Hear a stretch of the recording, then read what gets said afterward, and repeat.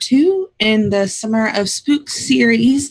This is Tall Pines. It is, correct me if I'm wrong, Mikhail, but a card-based narrative game. You sort of build the mystery as you go, that kind of thing. It's very cooperative. And yeah, I'm very excited to be playing it. It looks like it's going to be wild. I'm really excited. Yeah, we can just go around and introduce ourselves. And I will hand it over to you, Miguel. I'm Katie. I use she, her pronouns. What about you, Ozzy? Hello, I'm Ozzy. I use he, him pronouns, and I'm excited for this. And also, thank you to Miguel for running a game in my time zone. Because all the others are like around midnight or so. What about you, Dingo? I'm Dingo, and I use she, her pronouns. Emma, what about you? I'm Emma. I use she, her pronouns. And our game facilitator, Mikhail, hand it over to you. That is me. I'm Mikael. My preferred pronouns are they, them. Your description of Tall Pine sounds very much about right. However, it has to be said that sometimes we don't really know who the murder is going to be in the end, but we'll certainly find out about the weird things going on at Tall Pines. This is a game very much in the vein of Twin Peaks. It's pretty much Twin Peaks the game. I'd say it's not even like inspired by. He watched Tall Pines. That's how. Yeah, he watched Twin Peaks and made Tall Pines. I think that's how it goes. It's a gmless game, so I will also be playing, but I will of course guide you through with the rules and stuff. Very short, how the game is structured is that we will be making our victim, which is I guess the main character really of the story, first, and then we'll play in 3 acts where we will all have set one scene each, and then we'll have then we'll have an end, and maybe we'll know who the murderer is, and maybe we won't. We'll see. The premise of the game is pretty much that a tragedy has befallen the sleepy mountain town of Tall Pines. One of its best and brightest, a young local with a promising future, has been killed, murdered horribly in the prime of their youth. Together we'll unravel the mystery of their death, discover what it means for our little town, and possibly even learn who done it. But we may learn more than we ever wanted to know. This game, in terms of tone, is definitely on the surreal side. I am expecting that real things will happen, and sometimes maybe not everything will make completely sense. But as players, we'll just have to trust that this is going to be okay, even if it doesn't completely make sense in the moment, and go just try to go with it. Usually, it's gonna be. I'm expecting to be a very fun experience for all of you, and also our dear viewers. If you look in Roll20, you'll see that there is 6 cards in the middle there. These is our protagonists. Are the characters we'll be playing this evening. Something that's also specific for this game is that we won't have own a character. We'll get to play all of these. Also adding to the surrealness, I find that we'll not have control over any specific aspects and just have to share them around and see how they change or don't change, depending on who's playing them.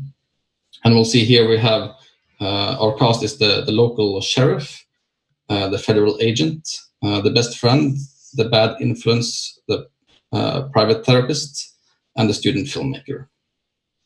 And what these have in common is that they are all trying to get in the bottom of this murder, and all had some loose relationship to the victim. So I'm going to blurb a little bit out of all the rules and stuff here now, so don't fear if you're a little bit confused, but this is also the only time that I'm doing it. Of course, if anything comes up during play, just ask, but it's not that much really. So how it will work is that I'm going to deal you some cards now. Let's see. So you'll also see that you have gotten a secret card there, but we'll not go into that yet. You'll see you have some act cards. These will act as prompts for your scenes. So pretty much what you do is that you look at your prompts and you see if you have an idea based on one of them. You play it and you set the scene based on it. You don't have to. This is a very like story game kind of thing, so you don't feel like very restricted by it. It just has to be like a jump off point to whatever scene you have in mind. And you don't really have to have the complete idea for the scene either. You can just like start the scene and just see how it goes from there, and also like play on the other players to help you with it. So basically, what you do when setting a scene is saying where you are, what's going on, and who's there, and if there's anybody else, then your character for the scene. So you choose also which protagonist you're going to play for that scene. So every scene has the main protagonist. So you choose the prompt, and then you see, okay, I'm going to play the federal agent for the scene, and then you go. So if there's anyone else than the protagonist there, you also cast them. So one of us gets to play that other character. Yeah. Can anyone play? Can we play the same protagonist? Like I could play one, and then someone else could play the same protagonist in another scene, that kind of thing. Yes. Okay. Yes, you don't own the protagonist. So whoever sets the scene gets to choose the protagonist they want, no matter who has played it before. And do we have to use all of the characters in one scene, in one act? Absolutely not. There's no rules regarding that, except there has to be one protagonist in each scene. Okay. So another thing that is a little bit strange for this game is that when you even though you set the scene, you don't necessarily have the control of what's happening in the scene at any given time. And any player can at any time interject by spending one of the cards they have on their hand to introduce something else in the scene. That means that you have a narrative power to change something or to change the trajectory of the scene. You don't have to like take over the scene or anything, but just change and see how the scene reacts to it. Is how I find it. Do you get it? This might not make completely sense because it's not really that thing that is normal in games, but that's how it works. And if you have any questions about it, just ask. Also, you can use at any time one of these symbol cards, which are the pictures that are below here, to also do that. So just and it's also in a very story gamey kind of way that if you see like a key here, it can be a key in a literal sense, or it can be a key in a metaphorical sense. It just has to be inspired by it. So the symbol cards don't have a specific meaning. It's something we can use to add something to a scene. Yeah. And when you use one of these symbol cards and play it in a scene, you also get to keep it and change it for another scene card if you want. So, for example, if you use cards, you'll see that you have 3 on hand. You don't get new cards unless you play one of these symbol cards and trade them in. So that might be a thing to think about, especially if you're late in the scene round.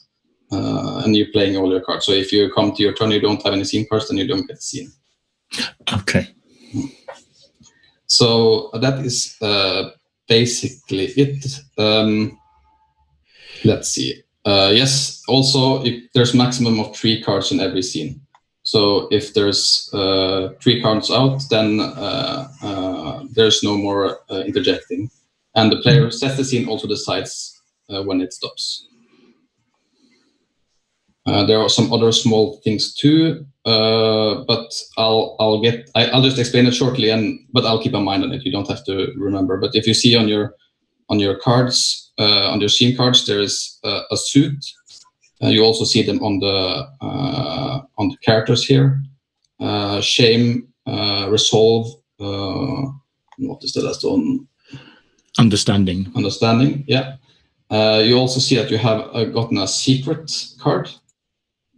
And if you look at the backside of it, so you can see it if you look at your character name or your person name there down by, and you see there's a suit there too. So for example, I see that Katie, you have blue, gray. Can you see it? You can see it by what do you mean? Has everyone seen that you've gotten a secret card? Yep. Yeah, I got the secret card. Yeah. So if you look at on the back side of it, so I'll flip it. Yeah. Or you can also see it down by your name, down where your card hand is. Oh, okay. Just yeah. the colors. Blue, gray. Yeah. Yeah. So when a scene ends and you see that there is two blue cards and a gray card that has been played, that means your secret gets out. Then you can play another short scene where you introduce the secret into the narrative. I'm going to also try to keep an eye on that, so we remember. But that interjects some craziness into the narrative usually. Okay. Any questions so far? This is all the rules pretty much. So if but is there any questions so far? I think they will come up when we come to them. Yeah, good. That's also a good way to do it. Yes, there you go. The last thing is that you'll see up in the right corner here, there's also an act close card. That will be the ending of, pretty much will be the ending of the act. Right. So we know that the act will end with reporters, film crews, and at least one news helicopter having shown up to dig into the story of the tragedy and splash the victim's name across the national screens. When a reporter turns to the camera on you, and then we go from there. That's how the act will end. Okay, cool. That should be all. So the first thing we'll do now is to create our victim. How we'll do that is that if you look at the protagonist cards, you'll see that there's written in the black area there's a question. And we'll each go and choose one of these questions. I'll start because I bought the game, that's the rules apparently.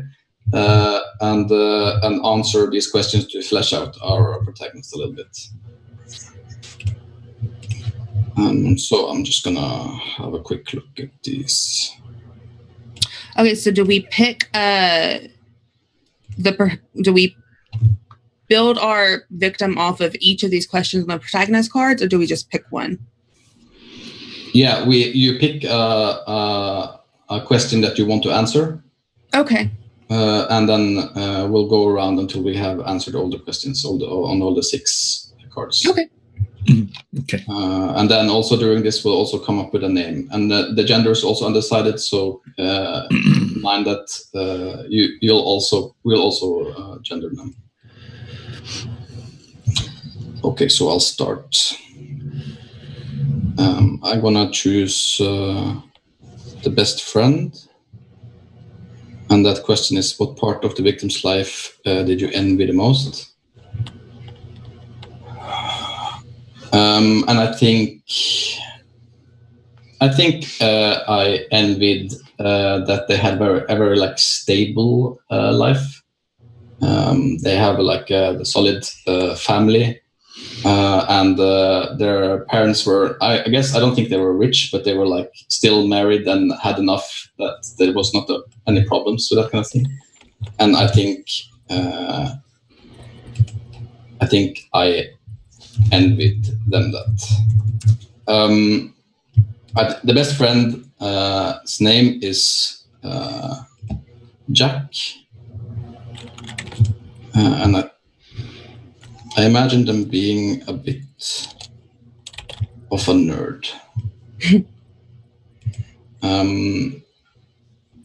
quite thin and like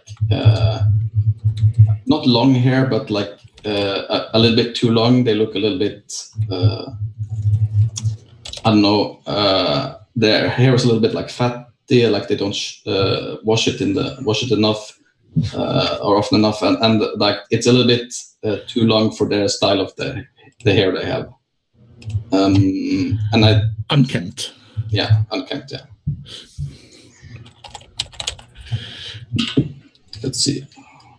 Why can I not write this thing here? Okay, there we go. Jack. So I'm going to write this down here. So Jack, and I guess they are in class with the victim. Are you saying the victim is high school age or college age? They're 18. 18. Okay. We know this. This is the only thing we know, and they also they have like a good reputation and are well liked. They were not like a troubled child, really. There's no reason in that way that they are a murder victim. Okay, cool. You want to go next, Katie? Yeah, I have an idea. For the private therapist. Mm-hmm. What aspect of the murder frightens the townsfolk the most? I think that the murder seems very ritualistic. The body was found on the beach, and there were shattered shards of like mirror around the body. Not in like a particular pattern, but it definitely circled the body. And I think that immediately, like, you know how small towns gossip, immediately they started thinking it was some satanic ritual kind of thing. So it scared them. Of course, satanic ritual. I mean, I have a brand. And who can you tell me a little bit about the private therapist? Yeah, I think that the private therapist is named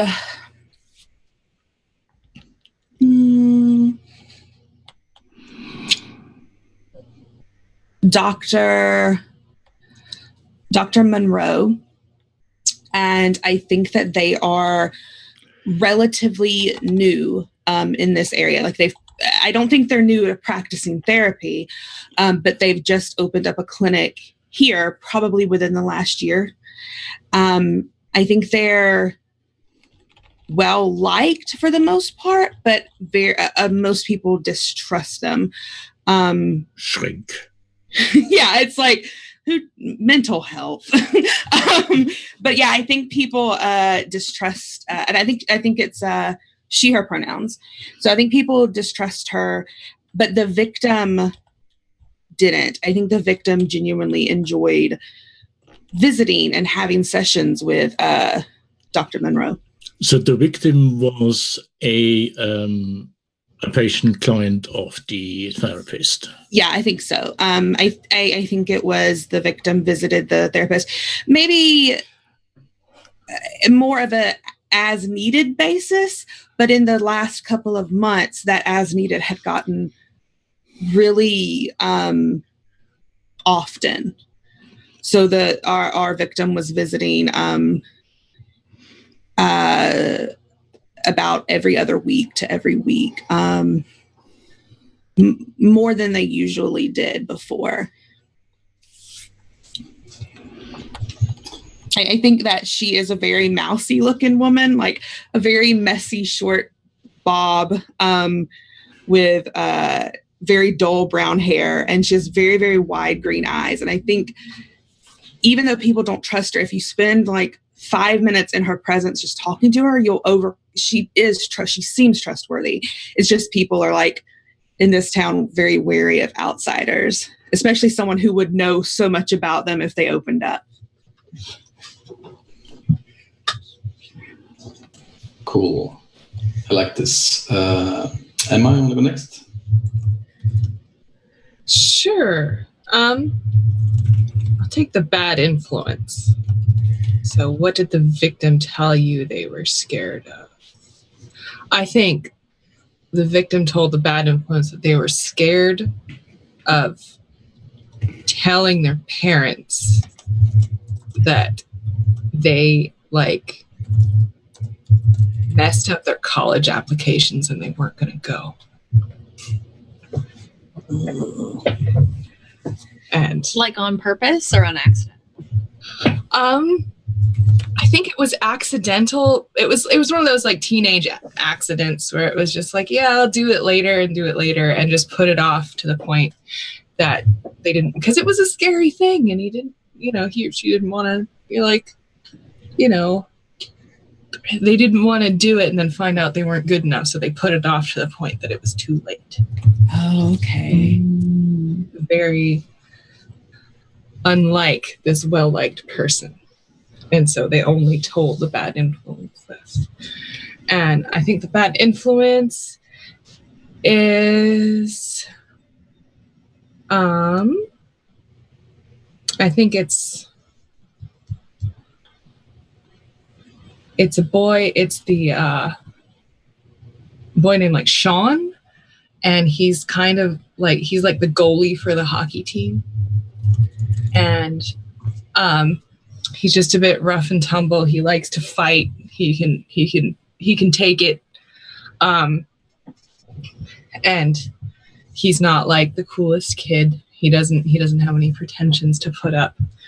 So he pretty much just does what he wants and likes to beat up people if when he needs to, or if he's bored. Just wants to fight. Yeah. He's one of those where he's always just like, are you getting over a black guy or are you just puffy? Like, what's going on? You want to go, bro? You want to go? Okay. I love him. I mean, it's not much to do in Tall Pines. So it's either don't fight or fight. Right. You were going to go next, Ozzy? Okay, I'm going to pick the federal agent. This is I just had the name and now it's gone.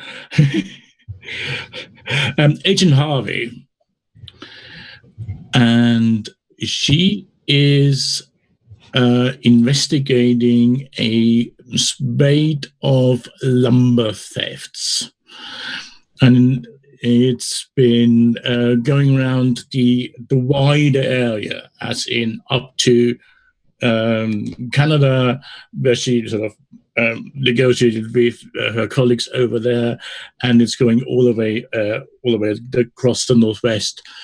And in the last town she was at, there was also a murder that was connected to two rival lumber companies.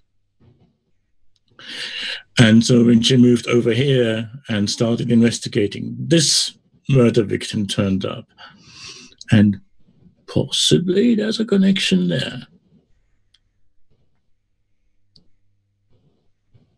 What does she think this lumber business really is? Some sort of money laundering front.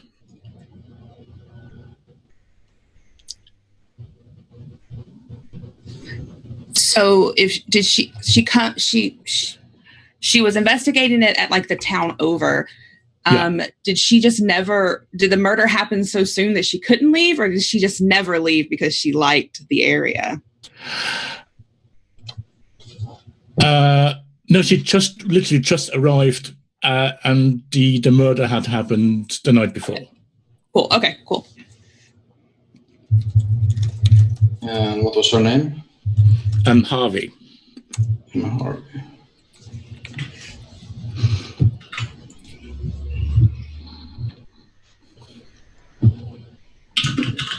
Okay, cool. You want to go next, Dingus? Yes, I do. I'm going to choose the student filmmaker. And movie character does the victim remind you of? So I'm going to go with, I think the victim reminds them of Clementine from Eternal Sunshine of the Spotless Mind. Very, very impulsive, and like draws you in with kind of how secretive they are. And it doesn't help that they're constantly like changing their hair color too, or had been. And sorry, Kate, I just read your comment. And I think the student filmmaker, I haven't come up with a name yet, but they've got like I'm leaning very into the Pacific Northwest, like filmmaker hipster, like ripped up jeans, sort of plaid shirt, but has like a long, sort of like frayed cardigan over the top with a bunch of like pins and buttons all over one side. They've got like long brown hair and a like a red beanie. And I think, they're fat and they go by they, them pronouns. Oh, I didn't come up with a name. Let's go with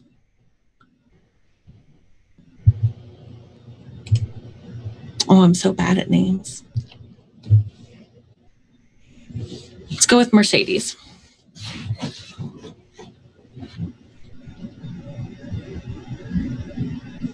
Very cool. Mercedes seems pretty on brand for a hipster filmmaker. Let's see. I have the last one. That's a local sheriff. What outside influence do you suspect is somehow responsible for the murder? I'm gonna go a little bit more crazy here. This seems way too normal for me for now, so I'm gonna say aliens. I'm into it. Conspiracy theorist sheriff. That is perfect. I love this. It's very good.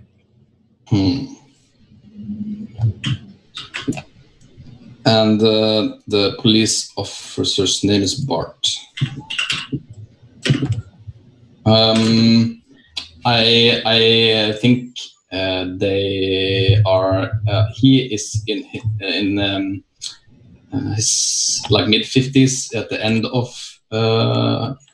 his career, and there hasn't really been any like murder cases or really any like significant cases really in Tall Pines ever while he's worked here. So he's pretty excited for this, not gonna lie. Even though he feels a little bit bad for it because, it's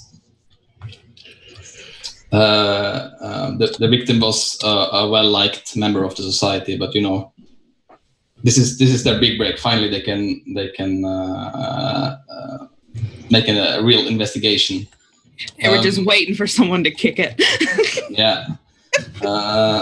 I imagine him being very much like always very on point on like how the uniform looks.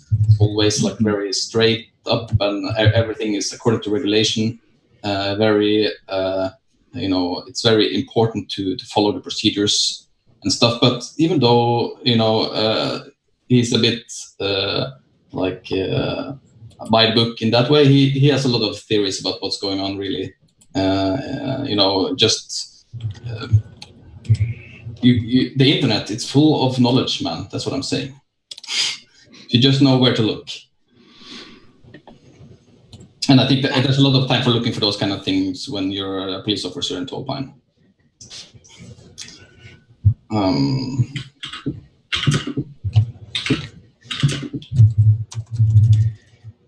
So that's our characters, but we haven't even gendered the victim, have we?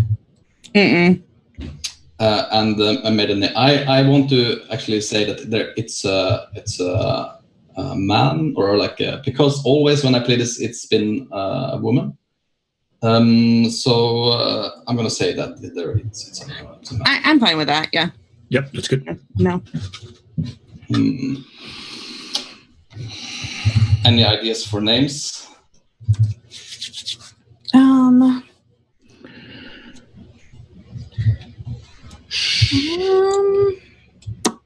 Shelley.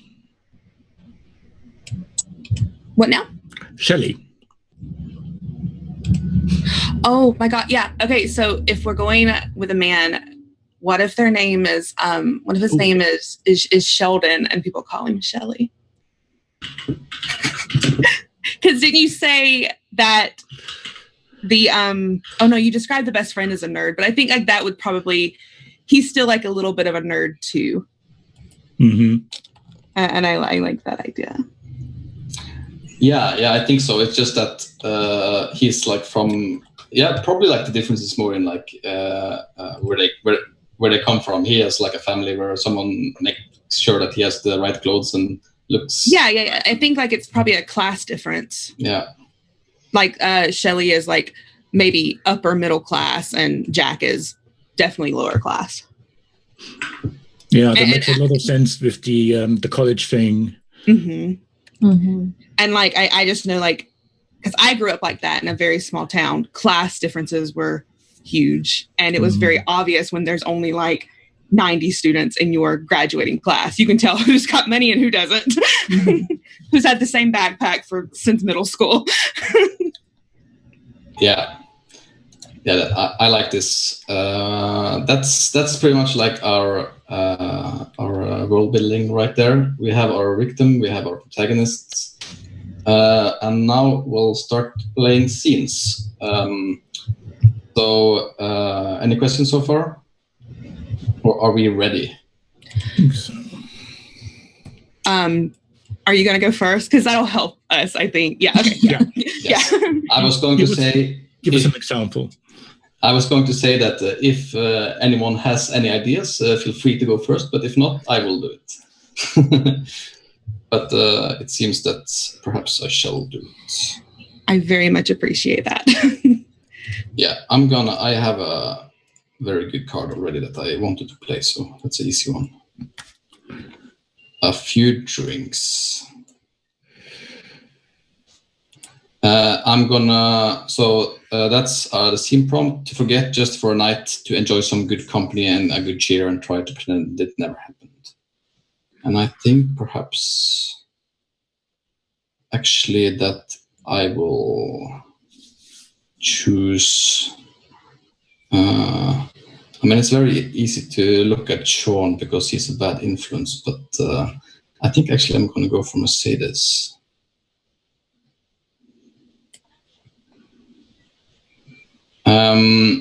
Another thing, if you look at the card here, it says if you uncover the town's secrets in the last scene, flip this card over. That means that if you during the scene you do that, you get to flip it over, and you will see that there is just a new. It's not really any mechanical sense thing other than that it changes suit, and there is a new prompt. But it tells you something about like where you can direct your scene if you want. But I don't think Mercedes at this particular point is looking for any secrets. I think they are sitting in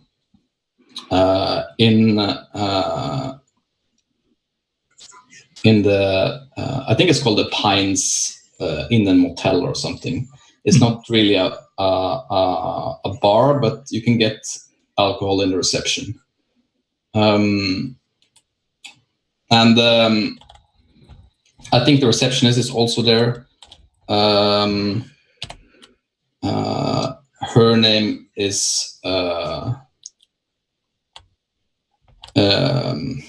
yes, I'm also good with names today. Mm-hmm. Linda. It's her name. Does anyone want to play Linda? I can. Sure. You said she's a receptionist? Yeah, and also probably the manager and the bartender. Oh, yeah, okay. Yeah. I think Mercedes, they are usually not.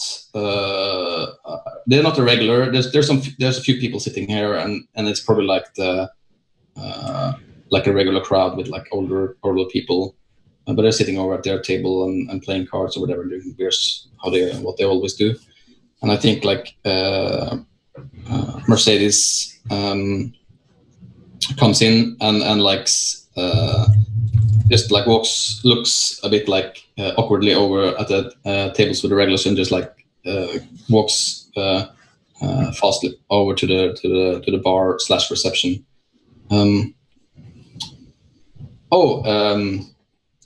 Can I have a beer, please?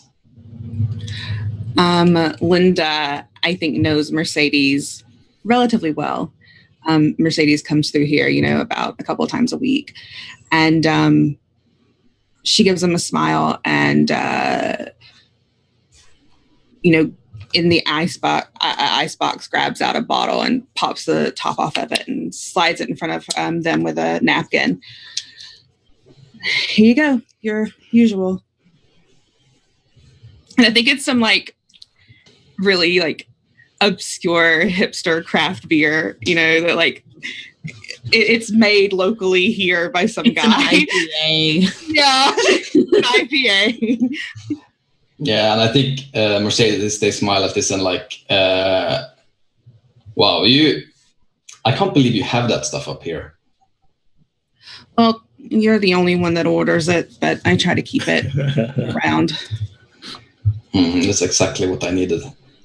And I grabbed the bottle and like take a sip. You having a rough day? No. We're here to have a good time now, aren't we? Let's not talk about my day. Or week for that matter, or month, well, really, to be honest. I found out that even more important than knowing how to make a good old-fashioned, being a bartender means having open ears if someone needs to vent. Well, nah. I take another sip and, well, I was just thinking about. Nah, never mind. Mikhail, before we go further, the murder's already happened, right? This is like after. Okay, making sure. Mm-hmm. Yeah, and Mercedes is definitely trying to avoid the subject and trying to have a good time. Yeah, I think Linda just sort of gives them a very like soft, reassuring smile, which is something that Linda is sort of known for. And the bar is relatively empty. I think it's a weeknight, middle of the week. There's not a lot of people here. They probably came in for like dinner, and that's the crowd that's clearing out. But the actual bar is really sparse. And Linda just pours herself a shot and takes it and leans forward with her elbows on the bar, and it's just like, you got a lot on your mind. You thinking about Shelley?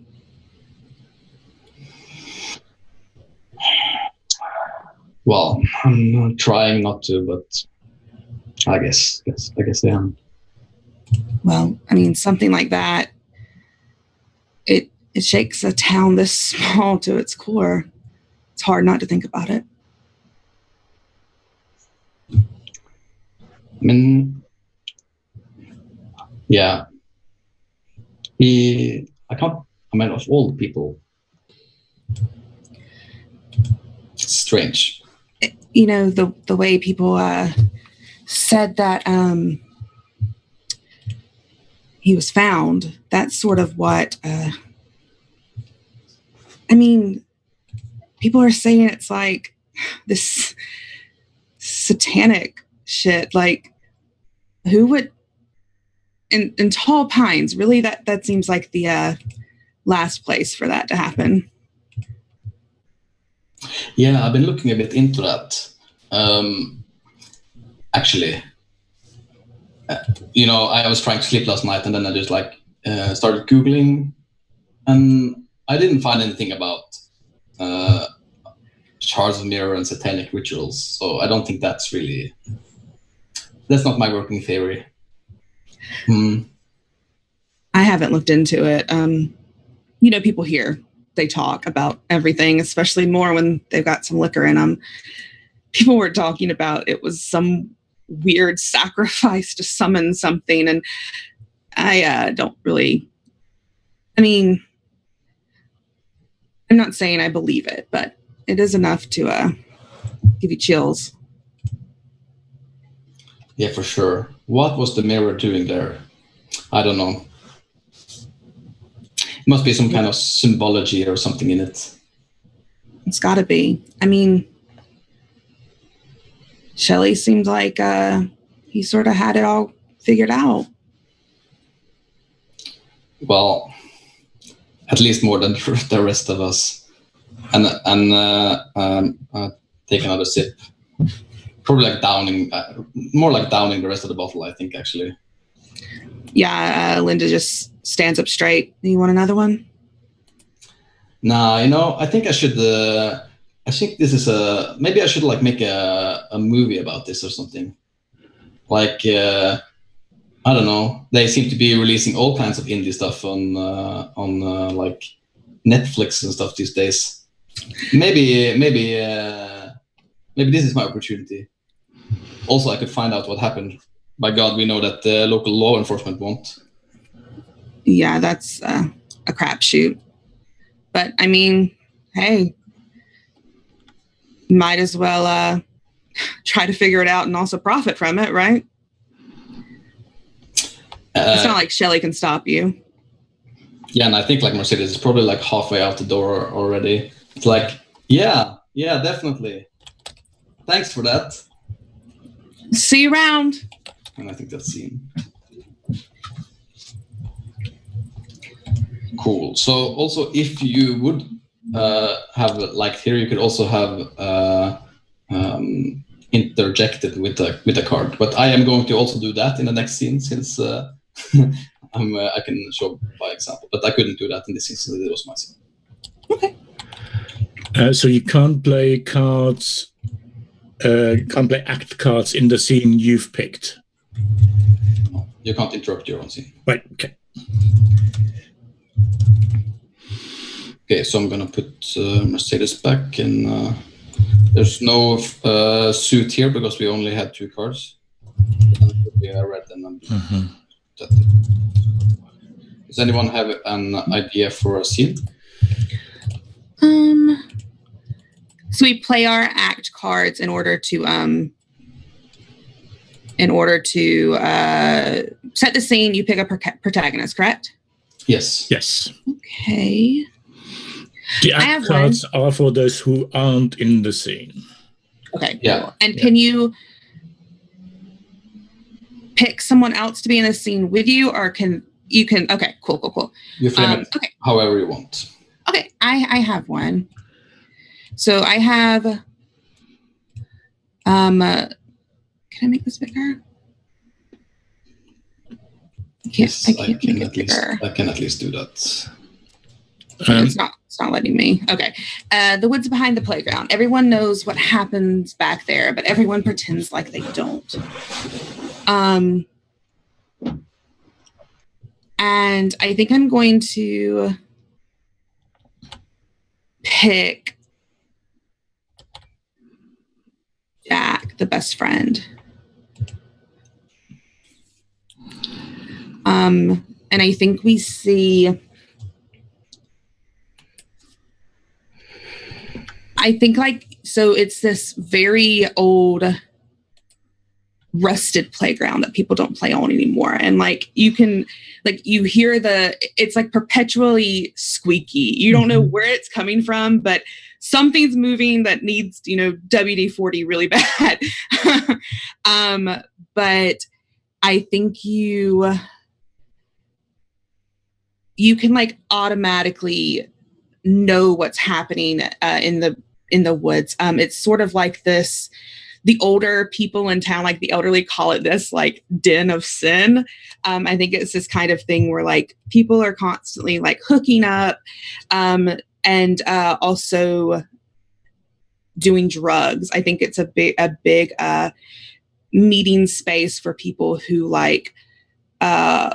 want to, procure drugs somehow. And I think we see Jack very he's like walking into the woods, looking around, like very paranoid looking, and his hands are shaking. And I think you can get the sense that he's very nervous and scared. And he goes up to this sort of like tough, goth looking kind of person, if someone wants to play them. Okay, cool. Thank you. And like, they are sort of by themselves on this log. It's like midday, probably 10 o'clock in the morning, and they're already drinking out of a flask. And Jack's like, are you TJ, the one I called about the stuff? And she looks down at her nails and she looks back up at Jack. Who's asking? A friend of mine gave me your number. I'm the one that texted you. I need something. My nerves are very shot. I can't really think straight. I'm having very bad dreams. They said that you might have something to help me. Wait a minute, I know you. He's like looking over his shoulders. What do you mean? You're Shelley's friend, right? Yeah, that's me. Yeah. Wait, did you know Shelley? We were acquainted. Okay. I didn't know that. He like nervously pulls out this wad of cash from his pocket, and it's like, looks like it's been through the washer in his jeans, you know, like it's very wadded up and messy. And he's trying to straighten out. He's like, I got, Oh, kid, come on. You don't start with the money. I've never done this before. I'm sorry. It's fine. I'll walk you through it. So I think I have what you need. How much do you want? How much will $70 get me? We'll say about a week's worth if I'm being generous. And from what happened, you seem like you could need it. I appreciate that. Thank you. Yeah, she reaches into her bag and pulls out a bottle with the prescription scratched off, and hands it over to Jack.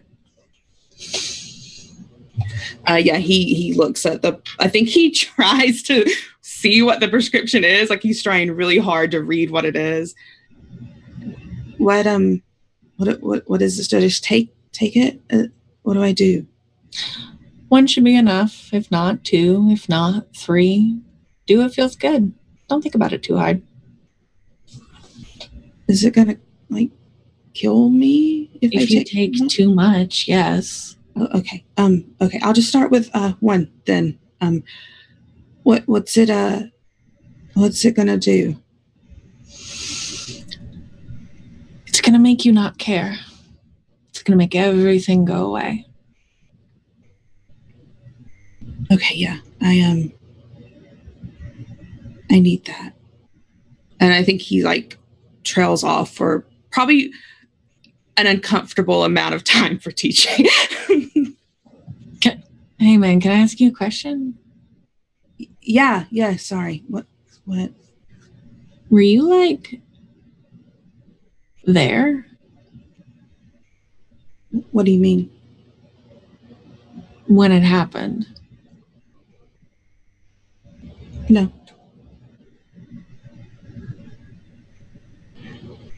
Sorry, just kind of a sick curiosity.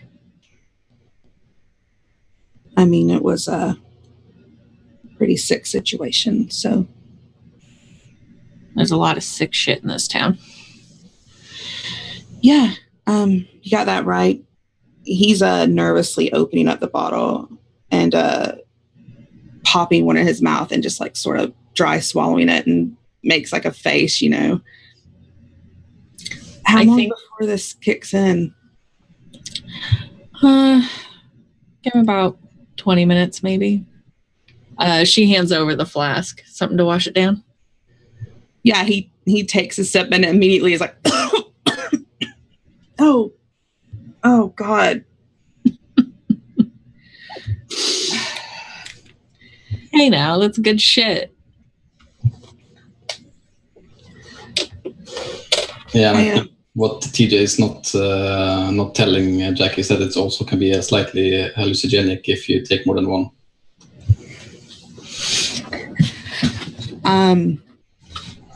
He looks over his shoulder and there's like, you know, other people just minding their own business. And then he points at the log. Do you mind if I just chill for a little bit? I see. Yeah. Typically, you don't really want to, you know, smoke with your dealer, but sure, you can sit down. You not have anywhere else to like go? Know where I want to be. I just sort of need the quiet, you know. There's a lot happening. I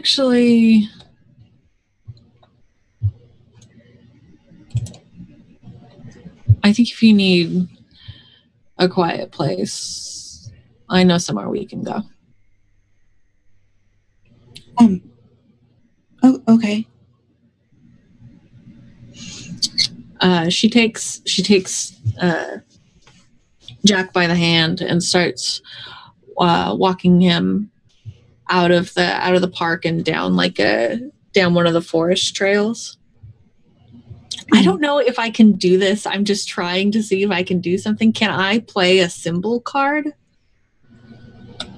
Yeah, because you didn't. It's because you didn't set the scene, right? So you can play one. You can. Okay, so yeah, I'm going to play this, and I'm going to take it pretty literally. Here we go.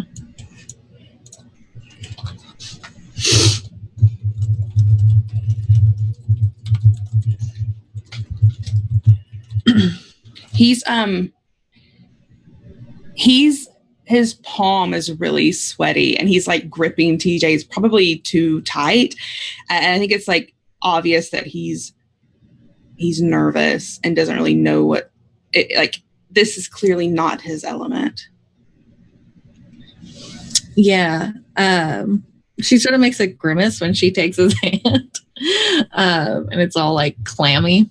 And she walks for a long time before they get to an abandoned railroad track with a tunnel, and she grabs like a little flashlight off of her keychain and flashes it inside of the tunnel. And then after a while, when they're about in the middle, she leans over and she says, "Now, I recommend you don't really look around in here, but if you need somewhere quiet, this is the place to go. This is where I go. Just be careful." Yeah, he looks around in the darkness, and I think he like sort of slowly walks to the side of the tunnel and puts his hand against it, and it's like, you know, that cool wet stone, you know, and he sinks down to sit down and sort of hangs his head between his knees. And I think after a moment, like, he doesn't say anything. He's very quiet. And I think TJ would be able to tell that by like the shake of his shoulders, he's crying as he sort of sits there in the quiet. Yeah. TJ sits next to him, and I think she takes his hand again, and she's looking forward into the darkness, not really looking at him, as a way of giving him like a kind of privacy. And she just quietly says, This is actually the last place I saw Shelley. What do you mean? Like, did he come to you regularly? Just occasionally for things that would, help him focus. I can't believe you didn't tell me that. I don't think he told anybody that. I don't think he wanted anybody to know that. I just feel like a really bad friend. I should have known. Everybody's got secrets, and perfect people aren't perfect. And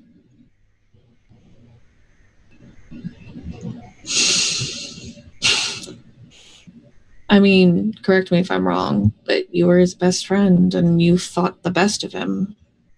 I don't think he wanted to change that. Maybe, but I could have been there for him.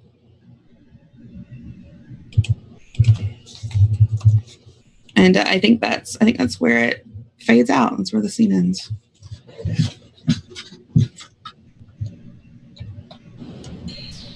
Yes, that seems that was nice. And now, yeah, we'll see. Maybe we'll see the tunnel again.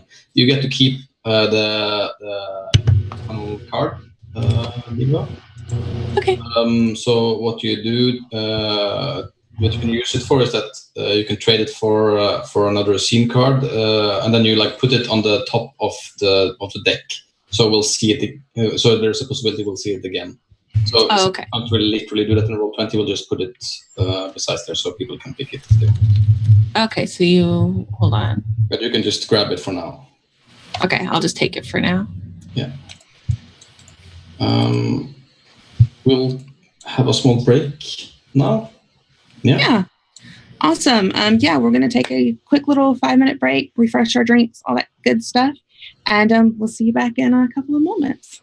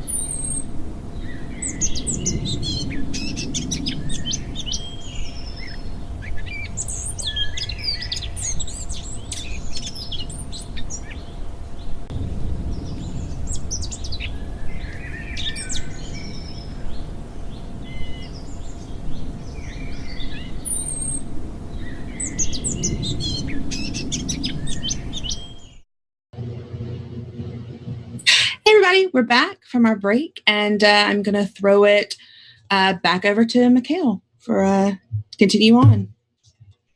Yeah, and I'm going to throw it back at you guys, I guess, because we have 3 players that hasn't had a scene yet. Also, you said you had an idea for one. Yeah, so this scene is going to involve the sheriff. And I have a wonderful card. Yep. Did that work? No, it didn't. Here we go. A room at the motel. See if okay. When the maid saw what was in the room, she screamed. But to your eye, there's obviously a message here. That fits perfectly with the local sheriff and his alien conspiracy. So this motel is very close to the spot where the victim was found. I don't think we established that where she was found was also where she was murdered. But very near. So obviously the sheriff first thing is asking people in the vicinity, and the motel is an obvious place to start. And so he has now had the owner round up all the guests and staff and questions them, where were they, have they seen anything, and so forth. And I think someone points out that the maid, let's say her name is Lara, that she screamed. But the maid is really uncomfortable when that is mentioned. So I think I need someone who can play the maid. I'll be the maid. Okay. So, Mr. Smith here, the owner, says you screamed last night. What did you see? What made you scream? It was I don't really know why I screamed. I shouldn't have. It was kind of silly, but it was a little scary to begin with. I saw on the bed, I saw a tuxedo and a crown that said prom king. On the bed? Which bed? It was in room 42. Room 42? There was somebody, like, they'd checked out a couple days before, and I didn't get around to cleaning it. Please don't tell Mr. Smith that. So someone checked out and left their stuff behind? I mean, I guess they did. Sometimes people get in. It's not, you just shove a credit card. It's not one of those fancy ones with the the clicky thing. You can just get in there. And so sometimes people do, but I don't know who it was who checked out. Mr. Smith would know that. They don't let me know that. I have an interjection. Okay. I think there has been that while that person was staying there, like that during their stay, there was a report of like a massive report from guests of keys being lost or stolen. And it hadn't been figured out. Nobody had figured out what had happened. There you go. Wow. So either someone left it behind or someone else placed it there. Yeah, I mean, it was weird because it was like, it looked like it was all smooth there. It wasn't like it was just somebody like undressed and forgot to pick it up and it was half under the bed. Like usually that's what you see. You see like somebody's underwear or something, right? But not something where it was all there, and it was everything. It was the socks and the shoes. So like laid out as if they were going out. And there was a pair of underwear in the pants. It was everything, head to toe, and it said Prom King Tall Pine. It wasn't from my ear. I know that. I didn't recognize it.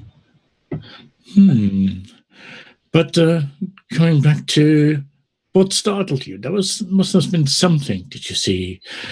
Did you hear something? Did you hear a sound? Did you see a light? Or what was it? I mean, it's just about the lights were on and I came in and it was all laid out and it just looked like a person just lying there. And I was a little, the whole thing with Shelley has gotten me really. Right. If I can interject. Yep. I think what the maid is not telling the sheriff is that what actually made her scream was someone she knew is watching her from the window when she came in.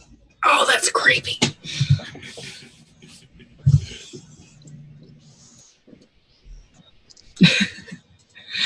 Don't like looking at that window. Yes. Wow. So the window is facing the beach. I would say, because it's the nice room that has the beach view and not the one towards the parking lot.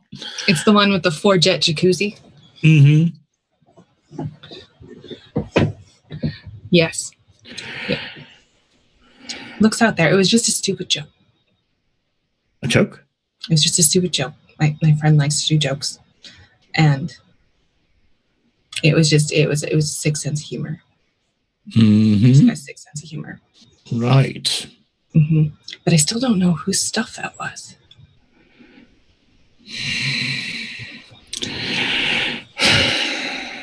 Well, I might have questions for you later.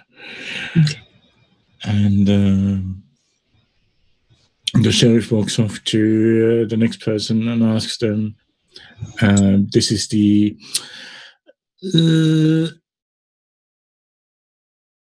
sort of the senator type person who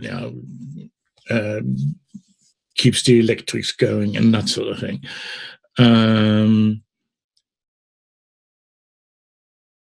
And again, he asks, anyone seen anything, if there was anything strange? And that could that be the person who was watching the maid?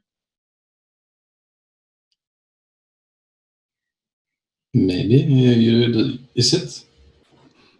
I would say so. So there is something like a secret admirer or something along those lines, or maybe something more creepy. I'll play the maintenance person if we want to play that out. Okay. So, where were you last night? So between sunset and midnight. Did you see anything? Did you hear anything? Nope. I was just fixing the gutters. Good. Yeah, with the weather we've been having recently, that's a good thing. Very stormy. Very stormy. So nothing. Didn't see any strange things going on in the rooms as we were going up and down the ladders. I mean, I don't look into the rooms. I don't even really go in the rooms unless I'm told to. Like there's a leak in the sink or something. I don't know. What'd that maid say? She tell you something? She tell you something? She doesn't like me. Right. No, I'm just curious because apparently there's something odd in one of those rooms. It was the corner room towards the beach. People checked out, but there was still a suit in there, and that wasn't there before. So I was just wondering if you saw someone in that room. Corner room, you said, the one with the one with the big window towards the beach and the jets. Yeah. You know, I think I did see someone go in there yesterday, but I can't really. Were they tall, small, short, fat? Oh, gosh, my memory is so bad. I'm really getting up there in years. If only I had something to jog my memory.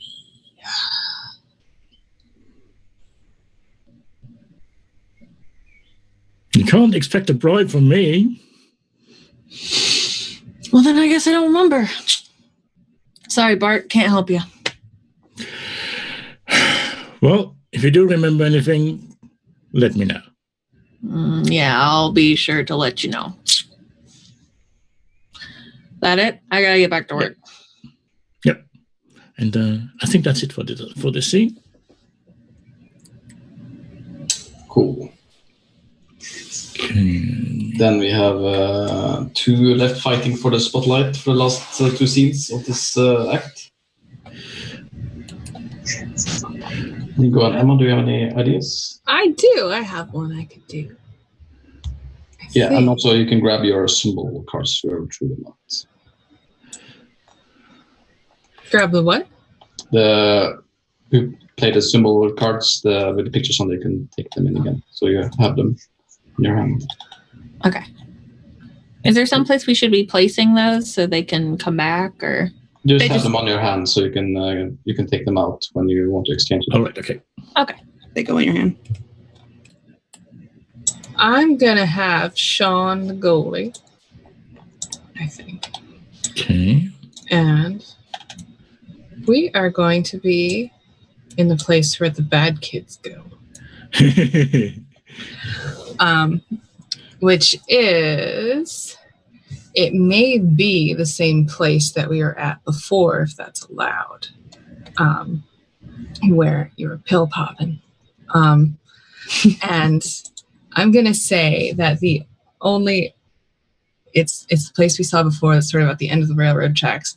There is one house you can see that's near it, though, and I'm going to say it's like a teacher's house. It's like the creepy, pervy, like physics teacher.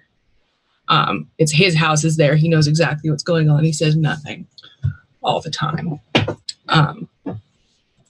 And I think maybe Sean is talking to one of the other bad kids who's usually there. Maybe like the bad cheerleader.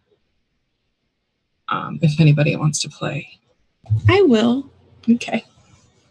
What's her name or his name or their name? Samantha. Okay, cool. Yeah. Sean and Samantha, and they're I think today they're drinking like malt liquor. That's all they can find. It's you take what you can get. Yeah.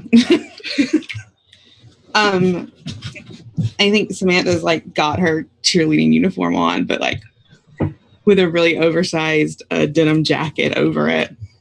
Right. Yes.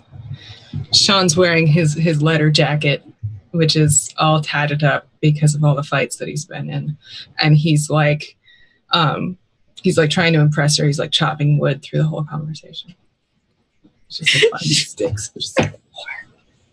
She's like just slowly sipping this malt liquor and surprisingly not making a face about it. Like she's taking it like a champ and just looks at Sean and is like, is this all we're going to do today? Just me watch you chop wood? You got any suggestions, Samantha? When you invited me out here, I thought we'd at least do something. I don't know, just go fuck with the weirdo who lives over there. This is boring. This is boring? Well, fuck me, Samantha. I don't know what to do. Okay. I mean, Shelley was the one who always had the good ideas. I thought we agreed not to talk about him. I guess. Yes, we did. But I mean, this is where we used to go with them. I know. It's just... my parents are asking me really weird questions about the whole thing. You talk to your parents? I mean, I have to or they'll send me off. I have to keep up some kind of appearance with them. What are they asking you? There was some blonde hair found at the scene. And, I just dyed mine red, so they were just sort of poking around. That's not good. I don't think my mom even knows anything happened. I don't think your mom knows what day it is half the time. You're right. But, I don't know, did you? I mean, I was the last one that saw him alive, so people are... Yeah. What were you guys doing?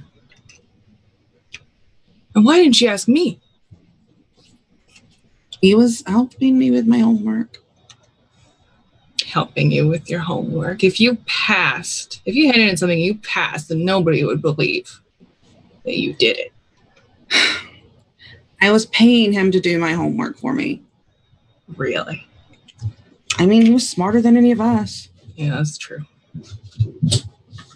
He was the only one that had a chance to get the hell out of this place, and... No, he didn't. Yeah. He wasn't going anywhere. Wait, what do you mean? It's Big Shelly's. Everybody likes him. He does good in school. He does good in sports.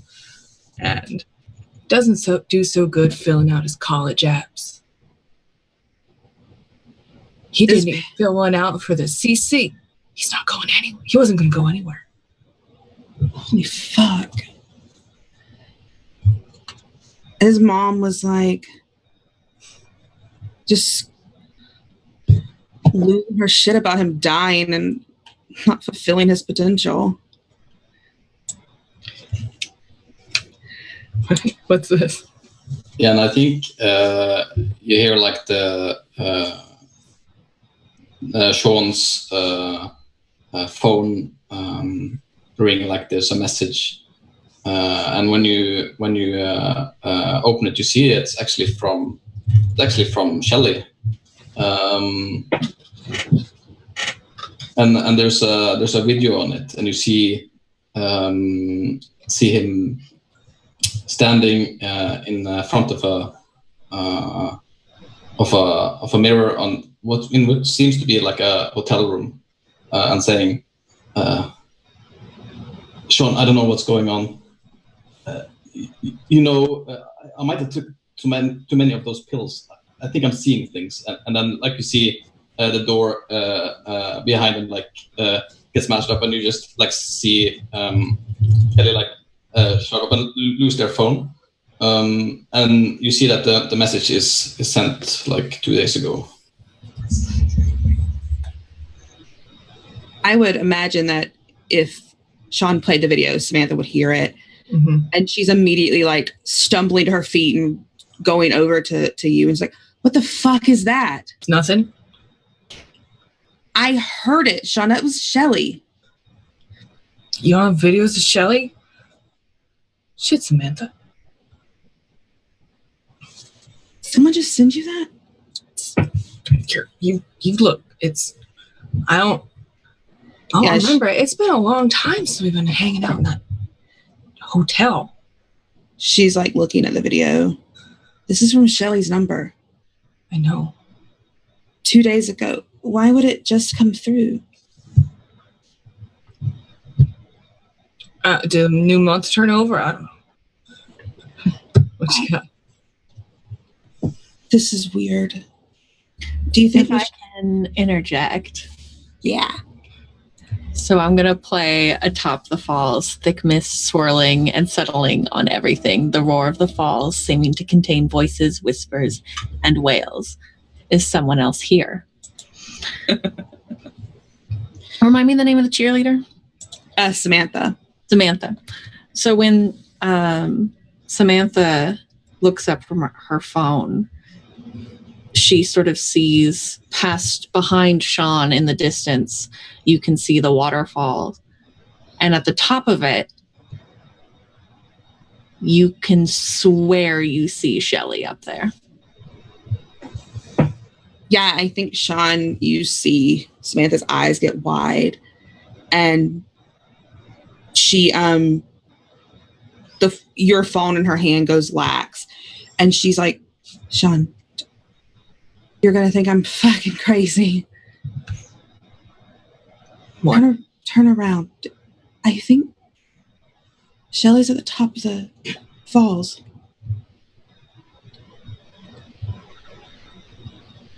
No, this can't be real. This can't be right. Sean's gonna look, and he's gonna pick up his axe from the stump, and he's gonna run there. If we wanna. Where are you don't leave me alone. And she's like running after Sean. Yes. Yeah, I think she's just like beginning to call out Shelly's name as she's running behind Sean. Is that scene? Yeah. Seems interesting. That was spooky. Very good. So did Sean show his feelings? I think he did. Yeah, sure. Let's turn. He did something violent in the last scene. Finally.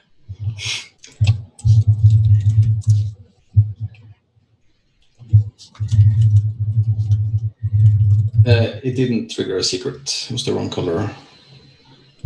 It was gray, red, and blue. I thought it was 2 grays. Was and it a red and a blue. Oh, was it 2 grays? Okay, yeah, it was 2 grays. Sorry. Then it Oh, I've got a secret then. Don't I? Yeah, you do. Mm-hmm. Oh, okay. A secret. It says. What does it say? No, I can't actually read it. There we go. So how you do this, I didn't explain this properly. You choose 3 of the symbol cards, put them up there, and then you use those symbol cards to like make a small scene based on the prompt that's there. Okay. I'm going to take more false. Ah. And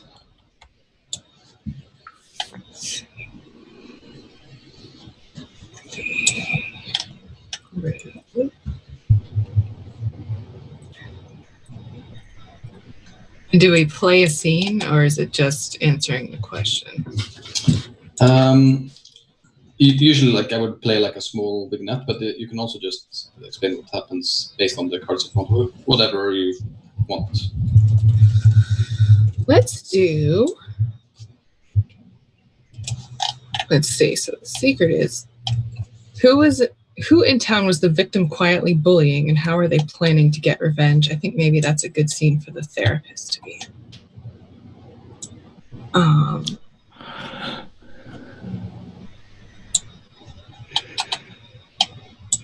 And I guess maybe, can she be talking to Shelly's mom?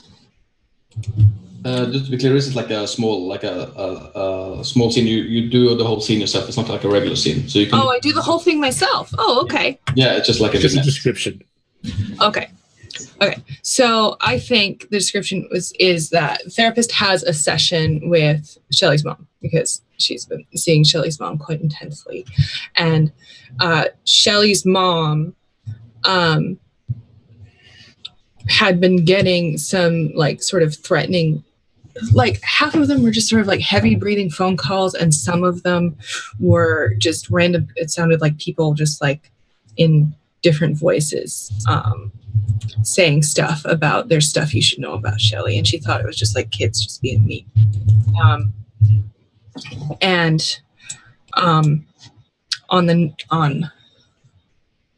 on prom night, she got a call that she better make sure that Shelley not go to the falls. And that, what I do with this guy that I picked out? I don't know what I do with this guy that I picked out. And so she told, what did she do? And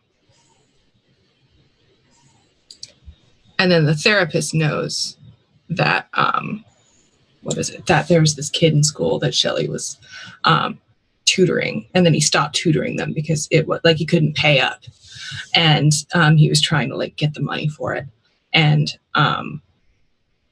this kid was planning revenge just by like creeping out the mother. Wasn't actually going to do anything, but he was mad that Shelley wasn't going to do his homework anymore, and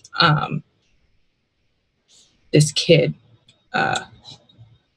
he was going to try to beat up Shelley at the falls, and who knows if it worked out. So it didn't make very much sense. But isn't that Twin Peaksy? On brand. Yes. Cool. Okay. So the last scene of the act goes to Dingo. Okay. I'm going to do a booth at Renee's Diner. The best pie in 4 counties, very friendly staff, and all the gossip you can handle.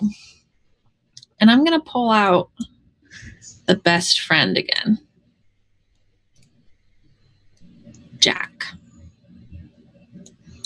Also, I have a quick question. How many protagonists can be in a scene? Can there, is just one, or? As many or a few as you want, except not less than one. Okay. So feel free to put more than one protagonist in a scene.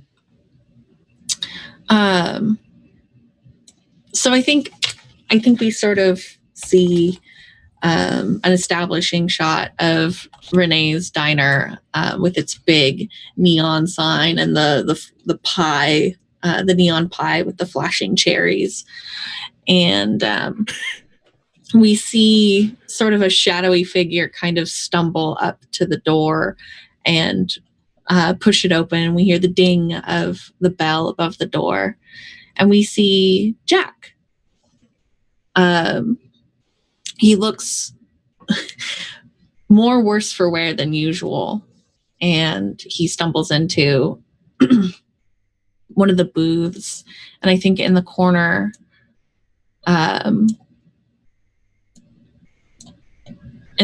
he notices Mercedes, and they're writing something down in like one of those memo pads. And it takes Jack a moment, but they lock eyes. And then he gets up and slides into the booth with Mercedes and kind of looks him up and down. Who wants to play Mercedes? I can go. Go ahead, Mikhail.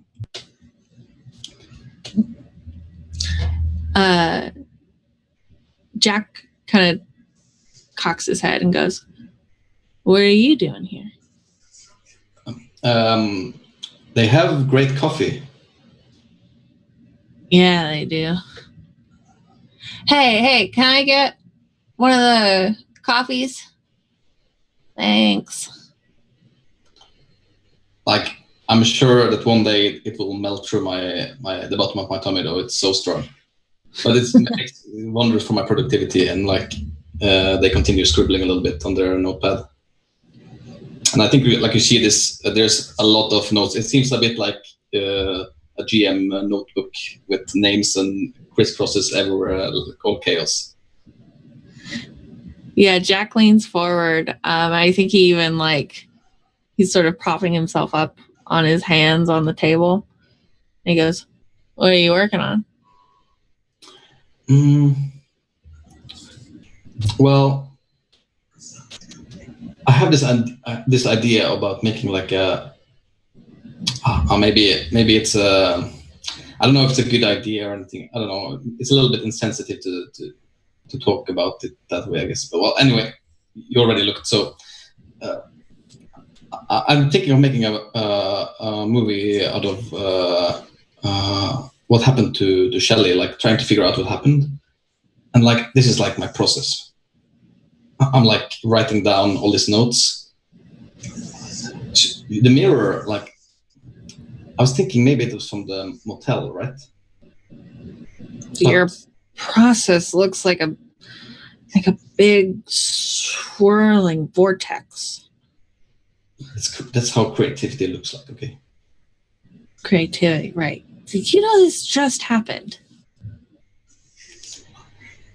And I think like you see Mercedes take a very like deep breath and their face probably like goes more back to more of a solemn expression, and they say, yeah, I know. I don't know. Maybe I shouldn't. I mean, I get it. Strike while the iron's hot. Can I interject? I want to play this card, Unwanted Company. The last I can't. It's very small. It's like the last person you want to come in. Yeah, the last person you'd want around in this situation, just stopping by to make things more difficult. And I think it's Harvey, the federal agent, comes in, and she has her own little notebook flipped out already and a pencil tucked behind her ear. And when she sees Jack and Mercedes sitting there in the booth, she sort of narrows her eyes at them, but doesn't say anything. She goes and sits in her own booth, but it's like a booth directly within eyesight of both of them, or a table. It's probably better to be a table because she can look at both of them. And you just see her scribbling down. And she orders a slice of cherry pie and a cup of coffee. Yeah, Jack scoots down in the booth really fast. He goes, "Oh shit!" and grabs a menu from the side of the table and like puts it near his head, sort of trying to block himself from view. Yeah, and I think you see Mercedes like write down from like of course the angle of the viewer, write down Jack ? What's up with you, Jack? Nothing, fine. I just wanted to see what's on the menu. Thinking about maybe getting some eggs. So, okay. So what do you have to go on so far with this movie? Well, and I think we got there. Cool. I love that. We fucked Jack up hardcore. So, is there any triggered secrets here? There's 2 reds, a blue, and a gray. No. Yeah, I don't think so. Nope. Mine is the other way around. It's 2 grays and a red. Oh, Sorry. It has to go in order, correct? no. Dingo has 2 reds and a gray. Or, No, I have 2 two blues and a blues. red, and we had 2 blues and a red up there.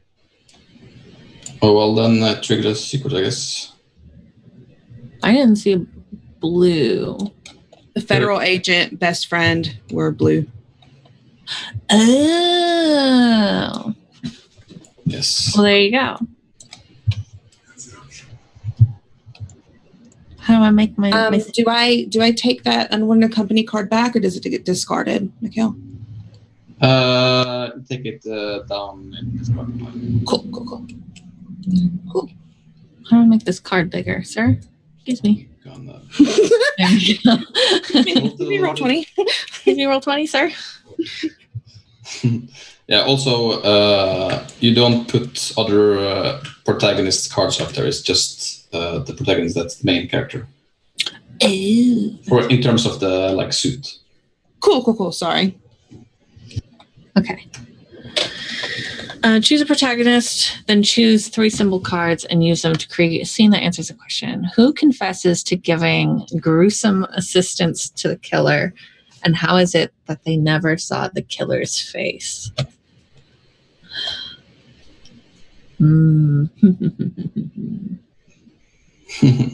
There's a pretty good symbol for that, that's for sure.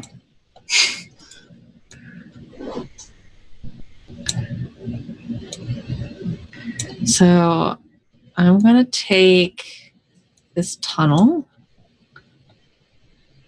and the scarf, obviously.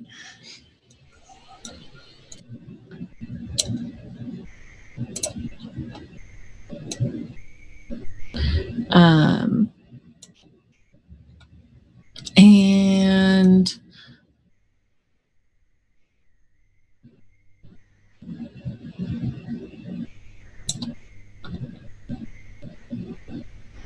I'm going to do, I think, this tree.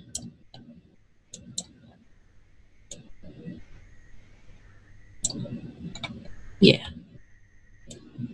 Actually, no, I don't want that tree. I want the tree with the signs. So I think we see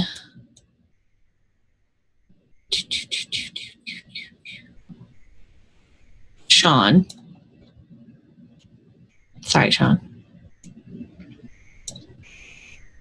Where are you? There you are. So I think we see it in this like misty flashback sequence where we see Sean standing on the street corner of, we'll go 14th and Main in the middle of the night, right under these 2 street signs. And he's fidgeting and he's constantly checking his phone.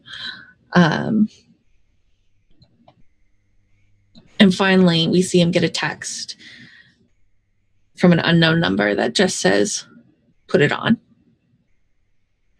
And he grabs the bandana off of his arm and puts it over his eyes. And he waits. And we hear some shuffling in the darkness. And then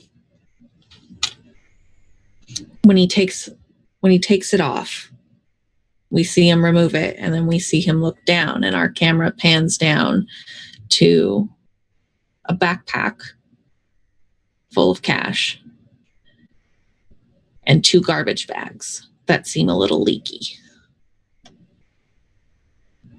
And then we cut to seeing Sean walking down the abandoned train tunnel with the bags and the backpack on his back.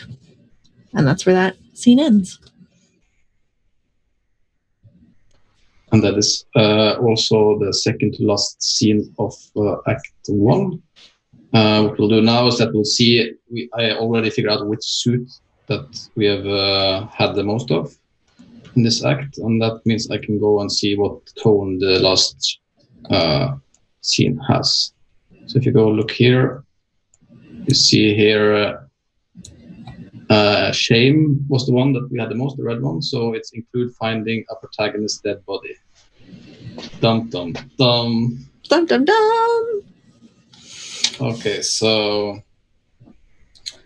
whoever last saw a murder on TV starts a new scene with this prompt. Like in real life, like us? Yes. I literally read about the anniversary of O.J. Simpson, Nicole, and Rob murders this morning. Does that count?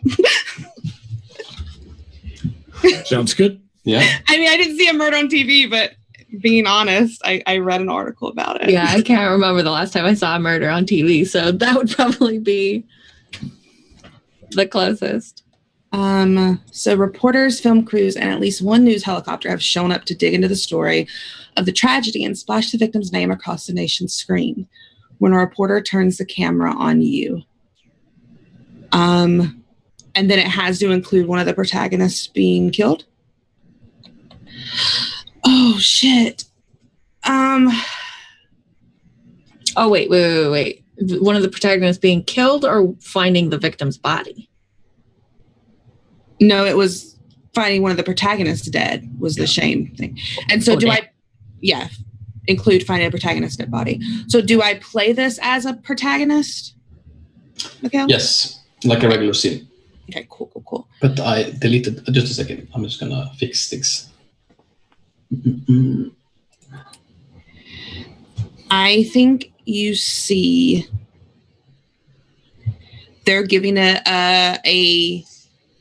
you see this news reporter having an interview with Agent Harvey. And it's very, prim and proper,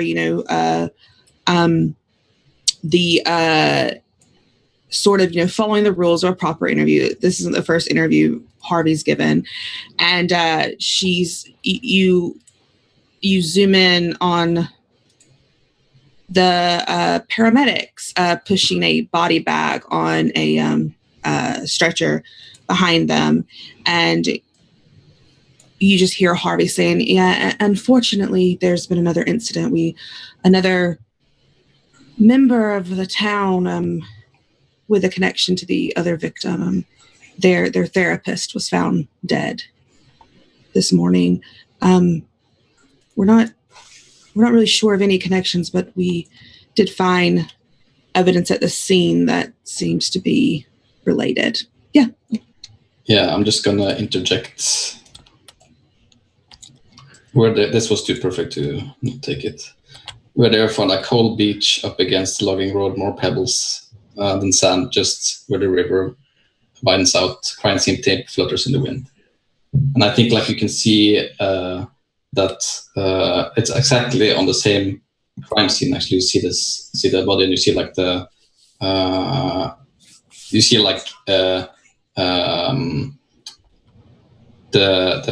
Harvey probably just standing and holding the press off. Yeah, Harvey's just one question at a time. I'll get to all of you, I promise.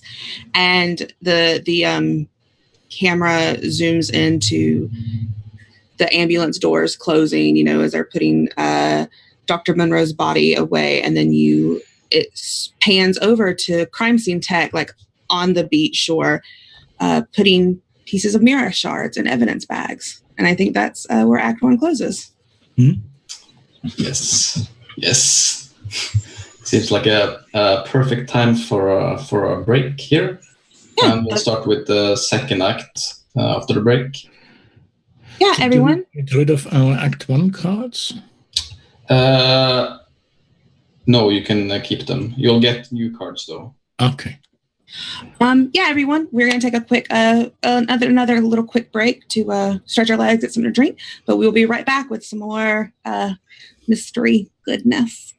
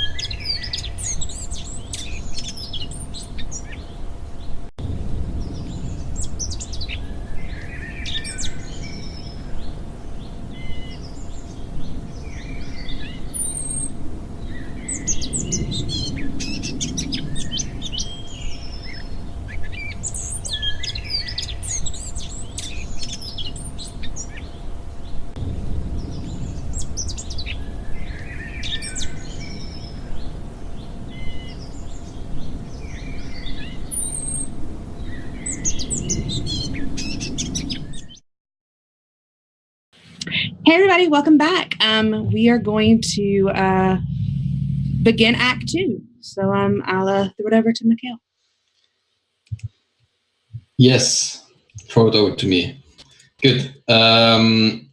We'll pretty much do the same structure as last time. Only this time I don't have to begin because we all know and understand the game works now. Is there and we have gotten another round of cards for Act 2, so we have some new fresh prompts to sprout weirdness out of. Is there anyone who has an idea for a scene based on the cards that you have gotten? I would like to set one, I think. Mm-hmm. I have the card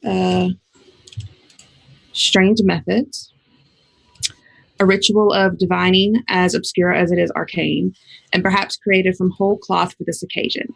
But its revelatory power is undeniable, uncanny. And I think I'm going to bring in Sean. And I think this scene, Mikhail, I asked this, can these scenes be set whenever, like, can they be retroactive, or is this a continuing story? Okay, so they can be set in the past as well.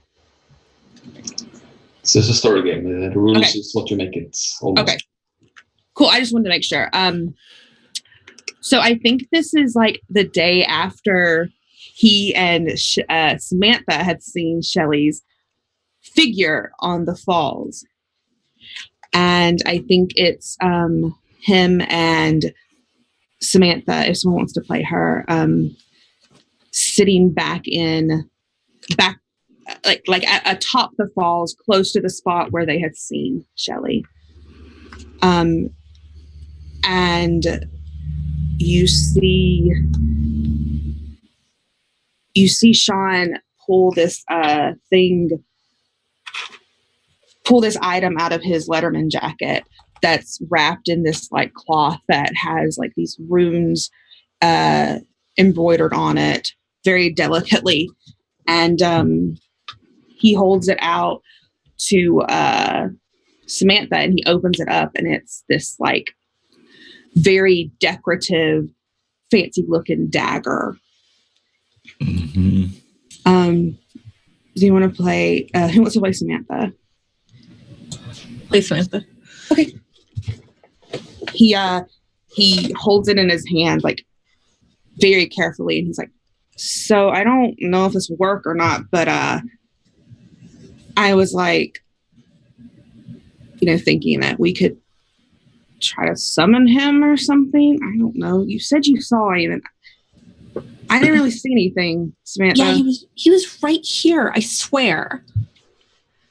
You were also like 3 sheets to the wind and probably a little high. No. Okay, whatever. Look, I was 4 hours ago. I was reading, and you can like, we can like try to. He doesn't like. He trails off, and you see him like hold the dagger out in this really.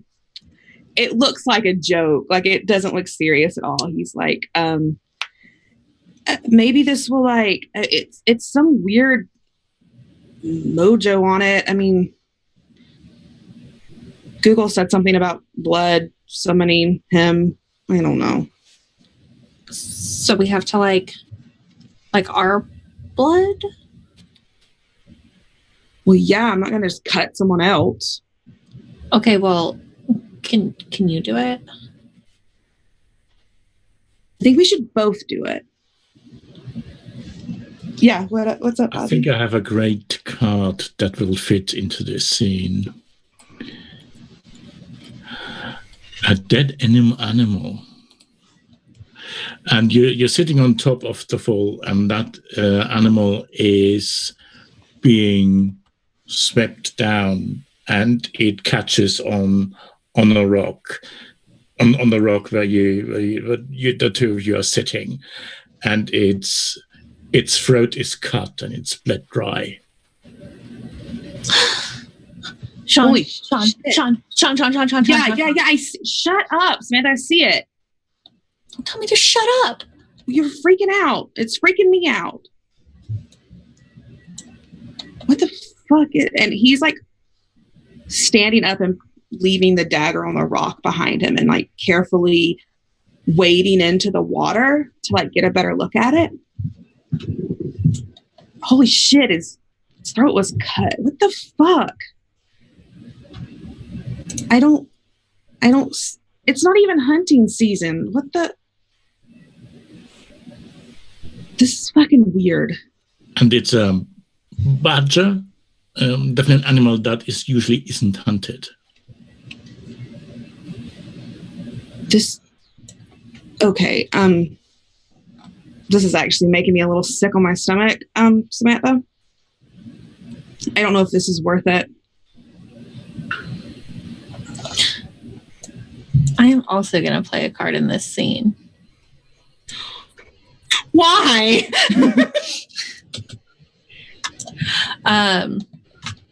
As Sean is sort of poking at the badger, we see sort of over his shoulder Samantha come up behind him and clock him over the head with the other end of the dagger. And he falls limp on the side of the river.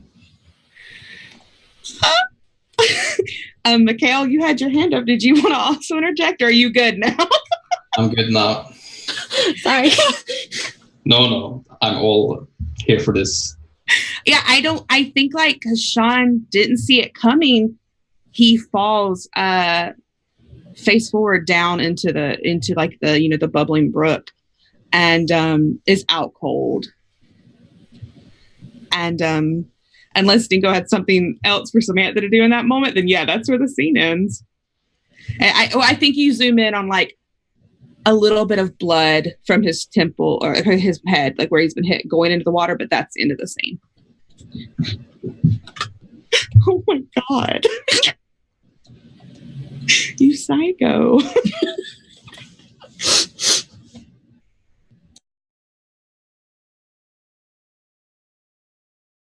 And I guess Sean didn't do something violent in the last scene. It was the other way around. Anyone else has an idea for a scene they want to set? Can we use our Act 1 cards for this? Yeah. Okay, then I have an idea. What I'm going to pull out is this. An unrelated incident. How do you resize this thing? But basically, something creepy happened that's not exactly related. And I'm going to pick out the sheriff, Bart. I believe that we find Bart on a small farm where there has been a curious incident with livestock that he is interested might be alien activity. That sounds like Bart. Yes, and so he's talking to farmers in the middle of a field that has some sort of like circle burned into it. And they've got, they're just holding their farm implements for like no clear reason. And I think maybe Mercedes shows up as well. Because Mercedes is a student filmmaker, and student filmmakers have other classes that they have to film things for. I can be Bart. Yes, so now I've actually seen one of these in my neck of the woods. Huh. So I guess it's all true, huh? So what happened to your cattle? Farmer... I'll play the farmer. Farmer Brown? Farmer Brown? Yeah. It was the strangest thing. I looked outside. It was about 2 a.m. I was playing Fortnite, and I saw the strangest light.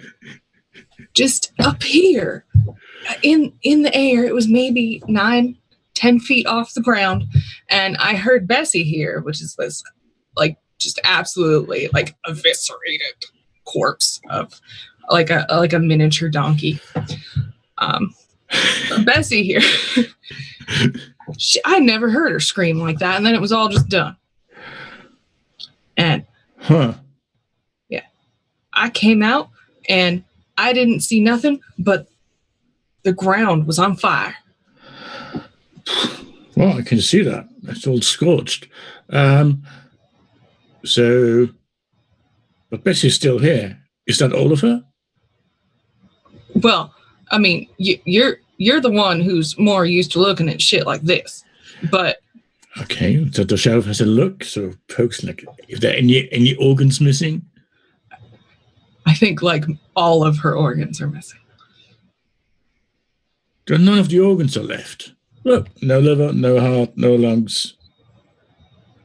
That's not normal for donkeys, is it? No. All right. Yeah. Yeah, Bart, I think you notice. I'm gonna put up my card here. I think it's actually fun to read this one as well. A hidden entrance, a rat hole bathed in a flickering yellow light, moisture, and an identifying object connecting someone undeniably to the place. I think like you see inside like this molested body of this donkey, you see like this a bow tie. Like it's like it's pristine. It's not there's not a speck of blood on it, and it's like visually inside the carcass of the animal. And you remember like this. It seems to fit well with the smoking. The tux on the bed. Mm-hmm.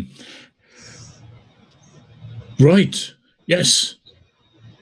Because it wasn't the whole tux. The bow tie was missing, and that is now here. So that means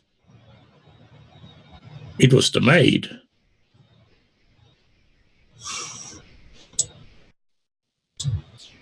I think we'll close it there. Yeah. Close. Chef runs off to the motel.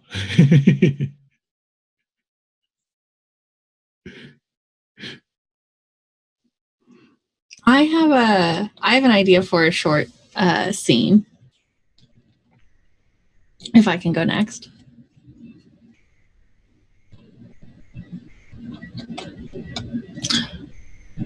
So I'm going to do, piggybacking off of the last scene, fire. And I can't read it, but it has to do with fire.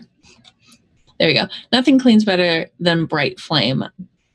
But mind the way it makes the shadows lengthen. And I'm going to pull Mercedes into this scene. And as I think they're sitting alone in their room, and they've got their video camera in their lap, having just come from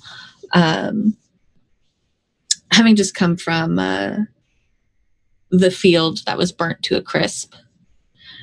And they're sort of replaying the footage that they captured while they were there. And as the footage plays, the blackened field starts to transform, and the image flickers on the tiny little screen, and suddenly the whole field is on fire. And the contrast begins to warp, and everything gets really saturated and really dark at the same time. And then it starts to look like bright red hair. And they can hear this sort of garbled, almost backward sounding speech. And before it finishes, we see them snap the video camera closed. And they take a deep breath in. And they set it down on the edge of their bed. I have an interjection if I can. Yeah, go for it. I'm going to play Given a Vision. Your mind is somehow open to this message, but who is sending it? And what can you do with what you've seen? I feel like that's really appropriate for this. I think that sort of retroactively, while Mercedes was watching, this footage, I think Mercedes sees the staticky, garbled, like, snow on a television. You see Shelley breaking through and just saying, follow the pieces, put the pieces together, put them together. And that's all that Shelley can get out before, that vision and what Mercedes is watching snaps off. Yeah, I think Mercedes had grabbed the camera and peeked it open again and saw that. And when it clicks off, they shut it again, take a deep breath, and they pop up from their bed, scramble, grabbing their notebook, throwing their backpack over their shoulder. And I think we see them heading towards the sheriff's office. And that's where that scene ends. Nice. And if I see this correctly, that triggers my secret. 2 gray and the red. Yep. So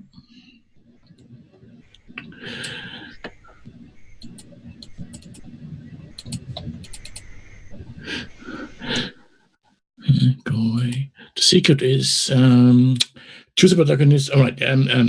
Where are you when you receive the envelope full of photos?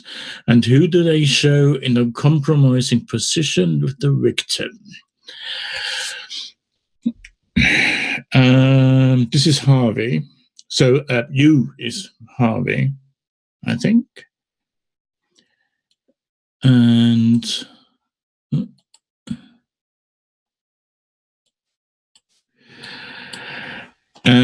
they show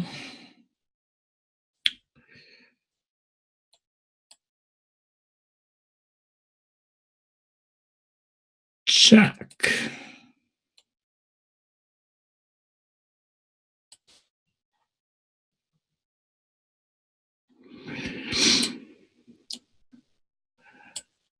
And I think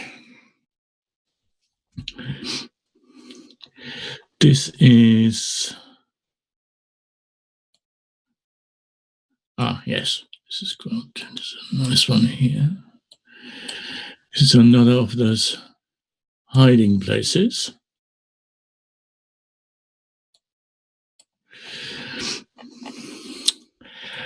Where they have hidden from a rabid dog.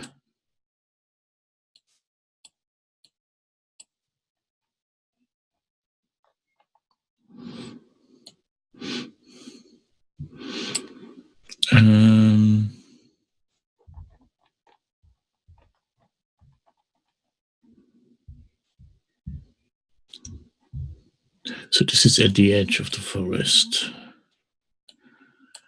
And that hole is where this, let's see, some more space, where this footpath ends. And so they've run away from the dog, hold themselves up in there. And but someone else was also there who took the photos. And I think they are so scared that they are sharing the drugs that he picked up the day before.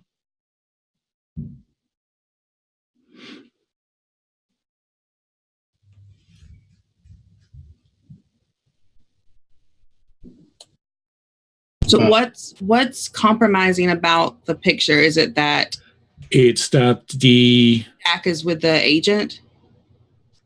No, the agent is the agent is the person who received the photos. Gotcha. Cool. And the best friend is with Shelley in the photos. Cool. Because the best friend is not meant to be bad, drug using, and so forth. Okay, yeah, cool. I just needed that cleared up. Yeah, if it had been Sean, yeah, that's to be expected, but not Jack. Cool. That clears it up for me. I guess it wasn't the first time after all. Yep.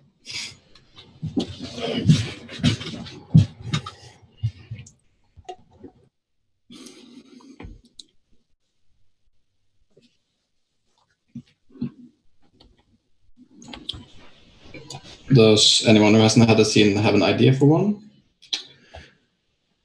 If not, I might have one. Who's left? You, Ozzy, and Emma? Or is Emma set one? Emma set one. You did the farmer. Aliens. Yeah, it's just Mikhail and Ozzy. Okay. Yeah, it's me. Yeah. Let me see. I would like to do the last scene in this act because Sure. I've got, I think, a good card for that. Cool. I have a scene. So this scene is Hole in the Woods. Okay. So who would want to go down there?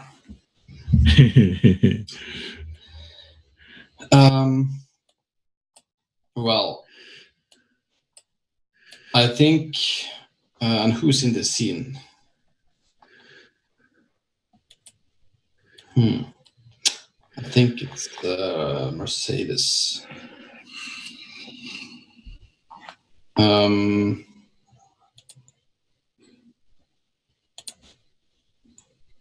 I think, so just to be clear, where was this place where that was on the pictures? Did they show any specific place? I think that was sort of edge of the woods near the beach. Mm-hmm. Cool. So I think this scene, you see, it's only Mercedes in the scene, at least until someone interjects and puts someone else there. And they are going like along the beach, and I think you see like they're going towards like the edge of the forest, and I think like you can see like in the TV series, it's like this small flashback where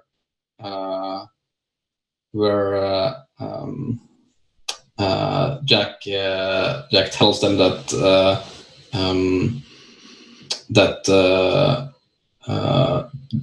maybe Mercedes should go look there because they used to hang out close to the woods, and that Shelley always liked to go down at the beach afterwards.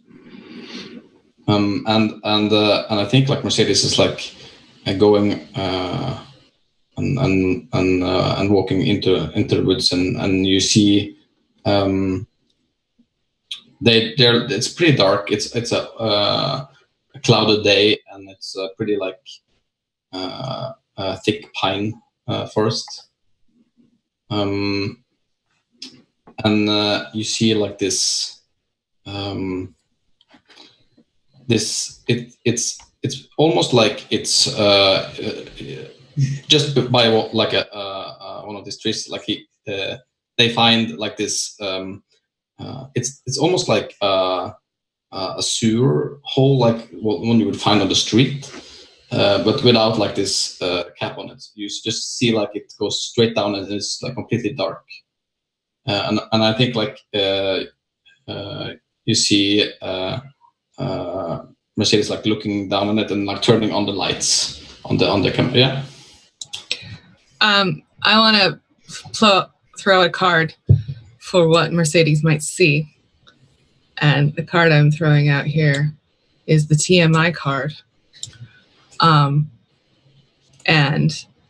do I get to decide exactly what Mercedes sees? Yeah. I think Mercedes sees Sean and Jack in a passionate embrace. in the sewers. Yeah, and I think actually you just like see them looking up at Mercedes, and I think you see it from like their view, and you see like clearly Mercedes' face, and they immediately like take their head out of the view and like starts running away from the hole. And I think we got the scene there. Holy shit. Cool. I guess I'm the only one with secret left, and it's not this color. So also you can't really see it, I guess, maybe from mine, but it's all blue. I had to make a secret card just like before the game because I'm bad at counting. So okay, so I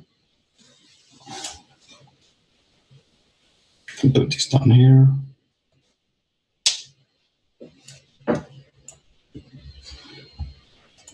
And it was only who had the scenes left now? Ozzy, and that was it, or yeah? So last scene of the act. Yeah, just Ozzy. Damn, you've been efficient. Okay, so my scene involves probably quite a lot of people because it is the funeral.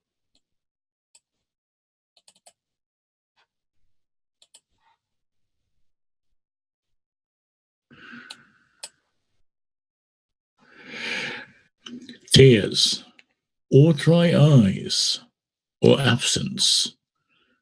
Which is the most apt memorial? So I think we have definitely the best friend.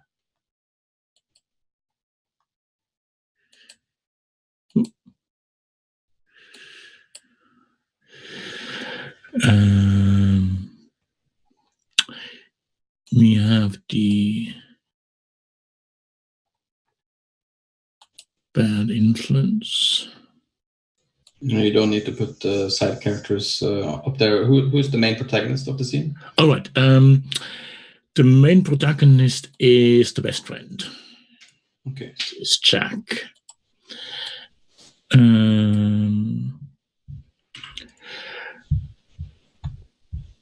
And so who starts at D?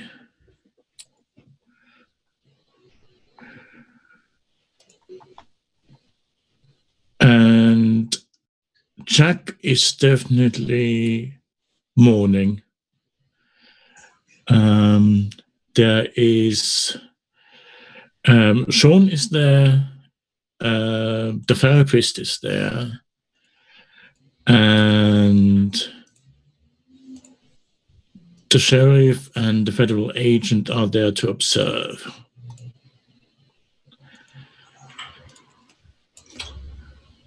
Like what is like I hear you putting the people in the scene, but what is actually going on here? It's the funeral of the victim. It's Shelley's funeral. Mm-hmm. Open grave, closed coffin. All standing around, and there are obviously other members of the community there. It's the usual somber scene. It's raining a bit. Everybody has their collars up. And the pastor is doing the usual speech, quotes from the Bible and all that.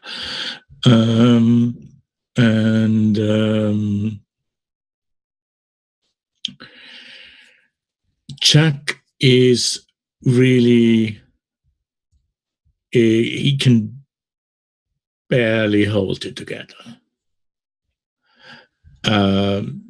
because it's not just that his best friend is dead, it's all the other things that happened in the last few days.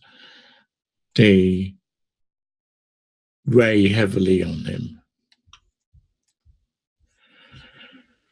And it's quite clear that he sometimes sort of sways a bit, and that he has to try hard not to collapse.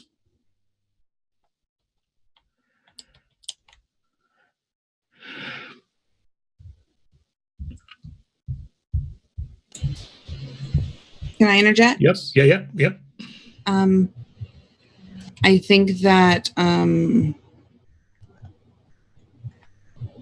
going to play this symbol with a fist, because I think that I think Jack would, because you said Jack's sort of suffering in this moment, Definitely. He goes out to get air, and Sean is broken up about something. You're not really sure, but he just comes like flying towards you and shoves you back hard, and just like, it's all your fucking fault. And Jack just doesn't resist at all. He just takes it, slumps over, goes in the fetal position and cries. I think Sean looks down at Jack as fucking coward and spits at him and turns and walks away. Just leave me alone.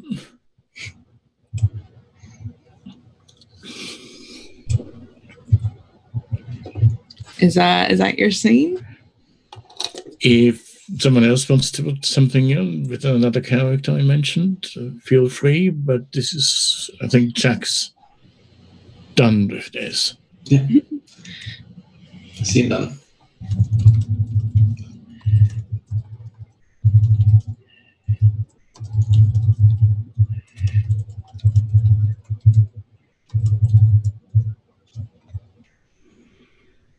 You did.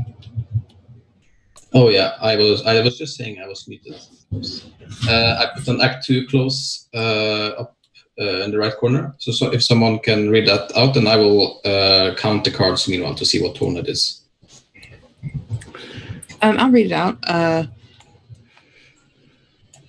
When everyone has started one scene in this act, of course, whoever last spilled blood starts a new scene with this prompt. The prompt is: an angry mob has formed following a fiery speech about the murder at a town gathering, and they show up at the police station demanding action. When you have a moment to make your voice heard over the crowd. Mm-hmm. Cool. Well, I cut myself cooking last week. There you go.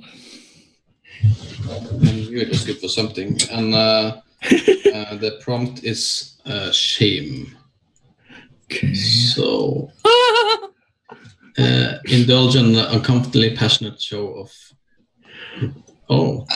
Shame is include a lewdly inappropriate outburst. Oh, right. Yes. Nice.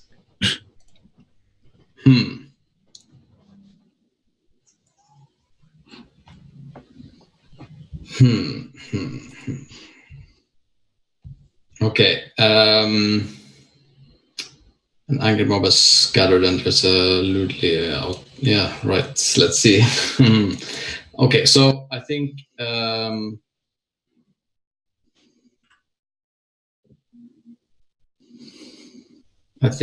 you see there is you see it like the scene starts with from like you see the camera go on top and you see like this shot of the sheriff's office with this crowd outside and the camera like pans down and you see Bart standing like in front of the sheriff's office and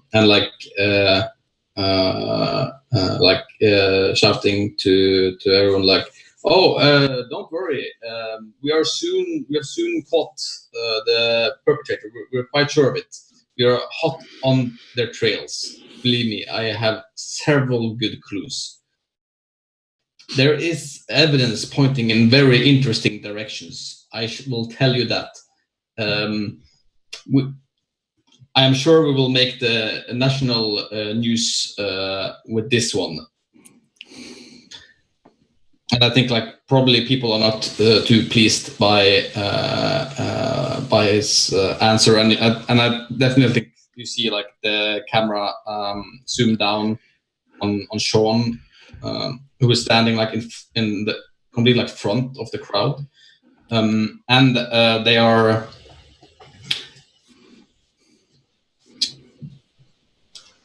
You can see them clenching their fist. And you see, I think you the camera make a smash cut to seeing all the other protagonists except Dr. Monroe, of course, in the crowd. And I think actually there's also a smash cut to Dr. Monroe's grave, weirdly, because probably they're not buried yet, but it makes sense. And Sean shouts, I don't believe you. You haven't even looked in his room yet. There's a video there of us. You don't even know that. And I think that's the scene.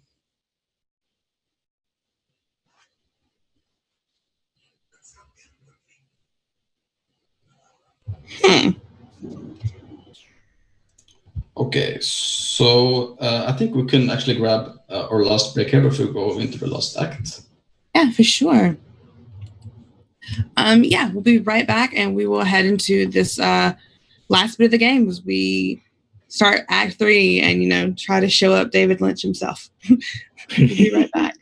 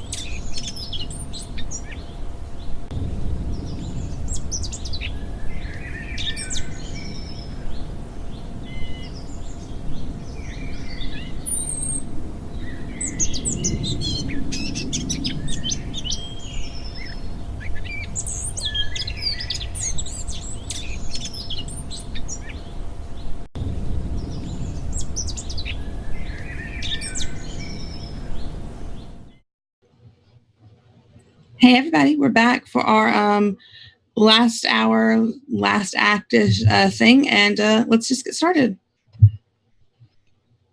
Yeah, I'm gonna start with the close this time, so I remember it. We have a new Act 3 close, which will be the end of the game, pretty much then. So it's you caught the killer unaware in a place where they thought they were safe, hidden. Unfortunately, you're not exactly prepared for this either. You both size each other up as they tense to make a move. ... That's gonna be our last scene. And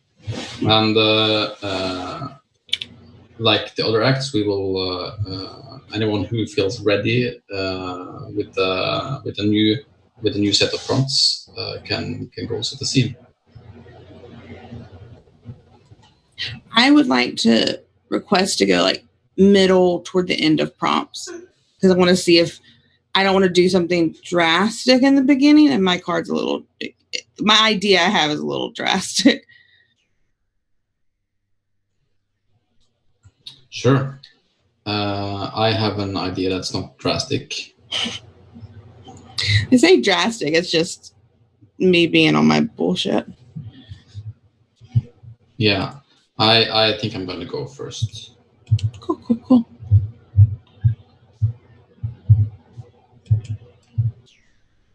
Love in an unlikely place.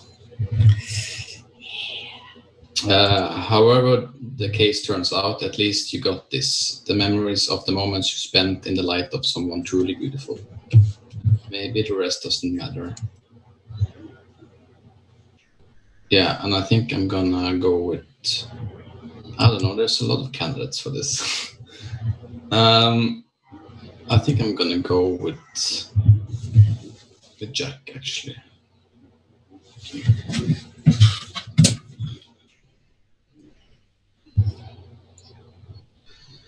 And I think they're sitting in their room at their parents' place. It's a pretty... I imagine it being kind of... actually, I think it's pretty neat. There is a bookshelf with a lot of comics, and there's a computer, and I think even though Jack's 18 now, I think there's still like this like, I think it's actually like this kind of he has like like still has like a lot of like comic posters on the wall, and he's sitting on his computer and like looking through these pictures of both Sheldon, and I think there's also some pictures of Sean there, and they're all like together. And I think like as you start, there are like, you know, pictures of normal kinds of selfies. There's some on like the playground behind, like where they bought where we saw Jack buy drugs earlier. And I think like most of the pictures they're smiling and seem like they're having fun together. And I think as he continues to like browse, there's some pictures of them in like this dark space. And it's not clearly where, but it's definitely like dark, and it seems to be like in a cave or somewhere subterranean. And I think like you see, I think actually you see Shelley in like this, like almost like hooded robe, and you see Sean in a tuxedo. It looks a bit weird, and you like see Jack in the middle of them, just like smiling with his regular clothes. I actually have the perfect card for this.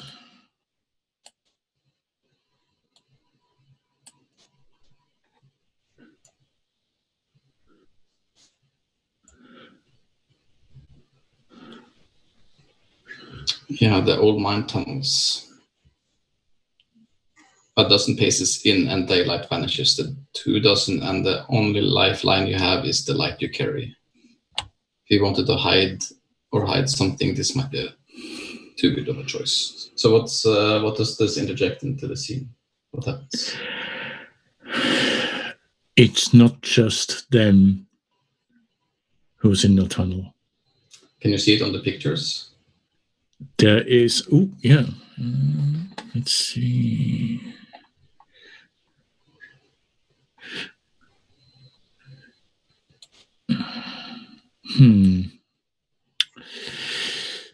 There is this creepy piece of driftwood that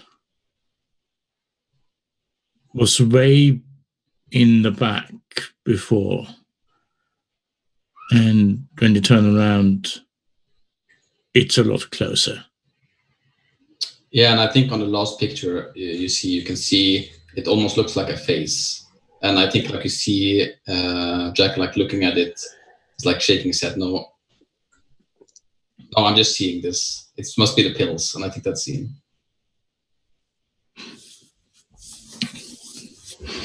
Cool.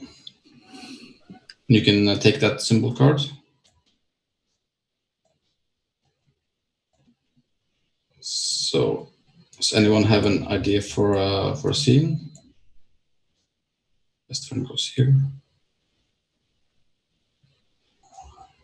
I think I do.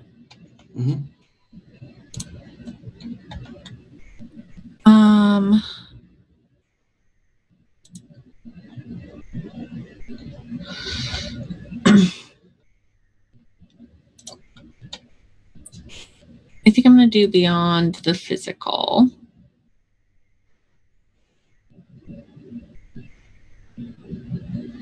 And who do I want in here?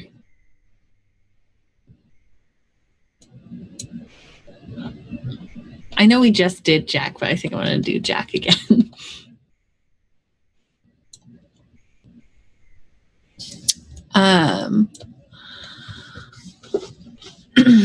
So we see Jack stumbling through the woods, and I think we even get shots of his vision where everything is starting to morph, and the shadows from the trees are starting to look like long figures. And as he walks and walks, we see this mist starting to surround him, and in the mist we see Sam dragging Sean along the river. And I will need one person to play Sam, whoever is up for it. I'll do it. Yeah, as Jack is watching Sam drag Sean, he stumbles forward more, and we hear him go, "No, Sam, not again." And we see his arms start to reach out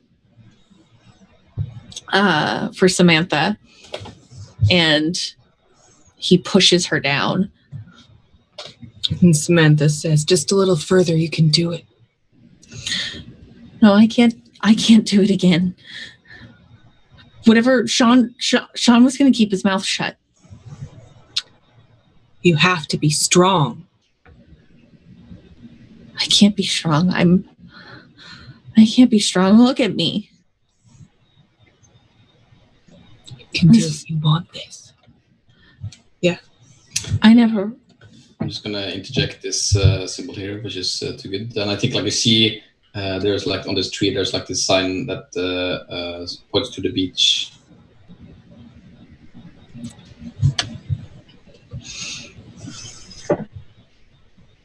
Jack looks up at the sign and back down at Samantha. When he looks back down, Samantha has revealed that rune cloth-covered dagger, and she's just holding it up to him.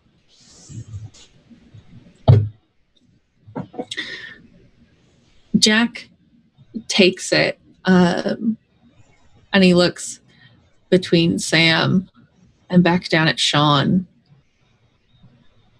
And that's where the scene ends. Yeah. I would 100% like to play a next, if that's okay. Yep. Okay.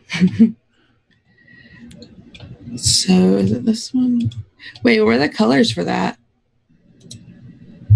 I need a blue, gray. So if anyone gets that. It was only 2 cards. Okay, cool. Okay, so I have 2 that would work, but I'm gonna go with the good one. I'm going to go with breakdown. The pressure, the frustration, the horror, they're finally all too much. Letting go is the only thing you can do. And I'm also going to use Jack. And I think we zoom in to you. You're in the woods. You know, you hear the water running. You hear sounds of animals every now and then. But you hear this little quiet hushed sob.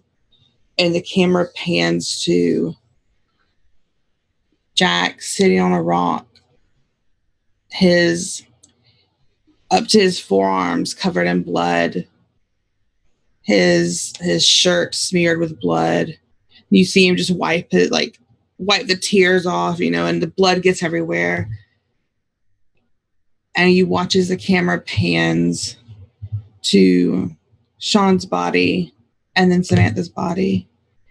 And you hear a very broken sob before you just see Jack limply drop the dagger into the stream. And that's where I'm going to end that scene. I've got a good one that could go next. So, okay.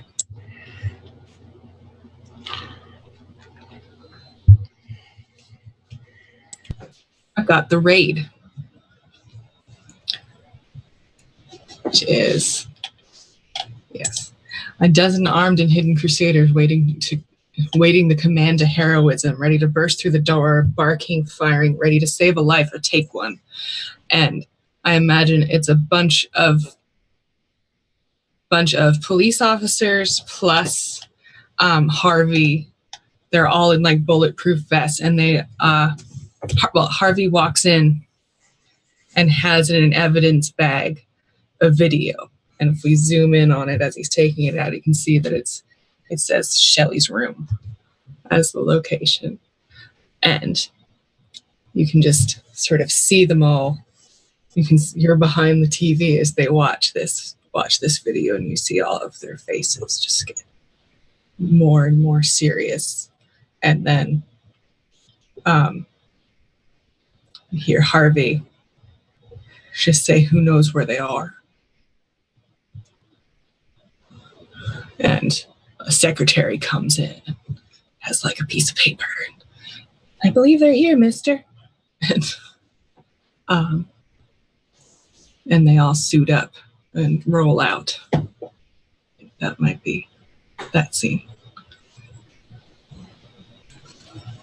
And I believe we have one scene left. And I think this one is a flashback, because we now know who was all involved. And hang on.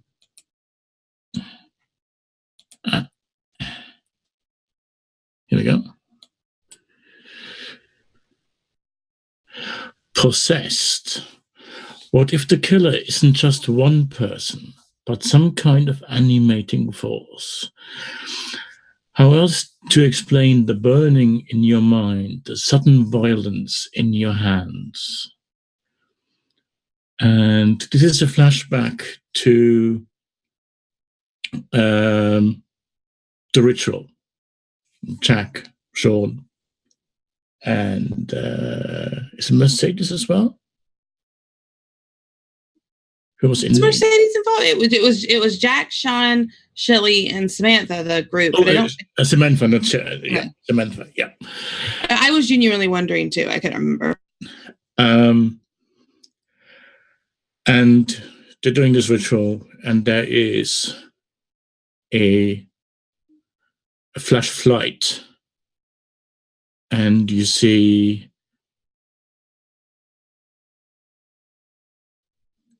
people's eyes suddenly glow. It's Sean first. His eyes glow yellow. Then he sort of collapses. Then it's Zam's eyes which glow. And then Shelley's eyes. And Shelley realizes this is wrong and tries to get out of it. But the spirit fights him. I'm gonna interject there. Yeah. And I think like you see in the middle of them is a mirror. And I think you hear like this voice out of nowhere is like, no, you don't get to stop.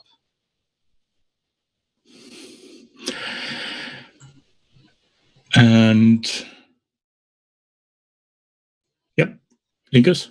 I'd also like to interject with escape. Ooh.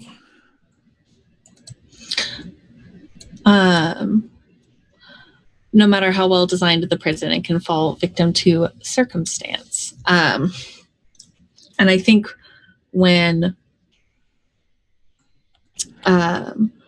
Shelley steps back, we see the light sort of fade from Jack's eyes. And as we hear this voice, Jack grabs Shelley and starts running. And at some point, we look back at Jack and Shelley's gone.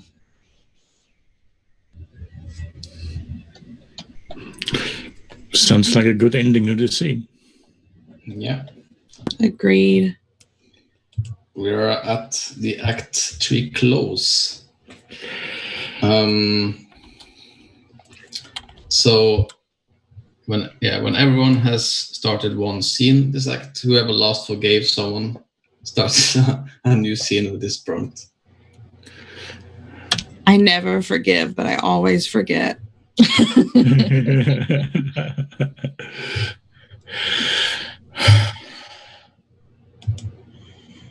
No. We have no forgivers here. I have a toddler who I'm required to forgive hourly at least. Yeah, I think this is you. And a dog. Okay.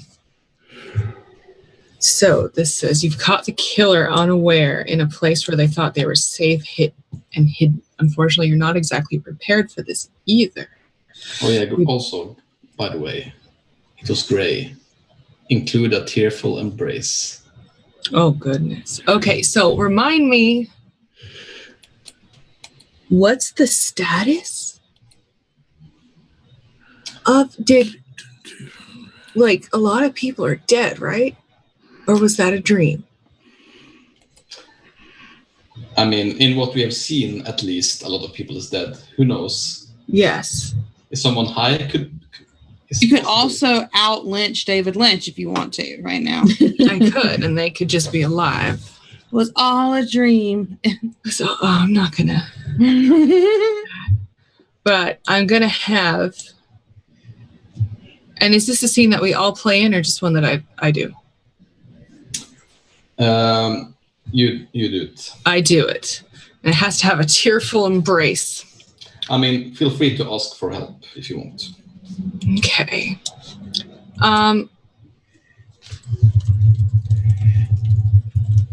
Yeah, some help would be good. But I'm thinking it's Harvey and Jack at the very, I think it's Harvey and Jack and Sean. And maybe Jack and Sean are in the sewers, and Harvey walks up to these sewers, and it's a foggy day, foggy night. It's hard to tell when it gets that foggy. And starts to sort of approach and sees them, or he hears them first, and he hears Jack and Sean, who are high as heck, and they are sobbing their eyes out, and just talking about Shelley. And we see Harvey. He's sort of, got this going, and he goes into the sewers. He's got Harvey there, and he sort of waves Harvey off. Or she waves Harvey off. She's like, I got this. And as he goes in, he sees Sean and Jack sort of holding each other. Sean has been stabbed. He's bleeding badly. And Harvey says, hold it right there. And they just sort of put their hands up, and for a second they look like the same children that they were before all this started. And that's when they start to smile, and their eyes glow, and we fade to black. Excellent. So good. Yeah, brilliant. Yay! Yeah. Bravo, everybody. I absolutely loved that. That was brilliant. Mm-hmm. I love that. You did very well. Mm-hmm. Yeah, I 100% loved every minute of that.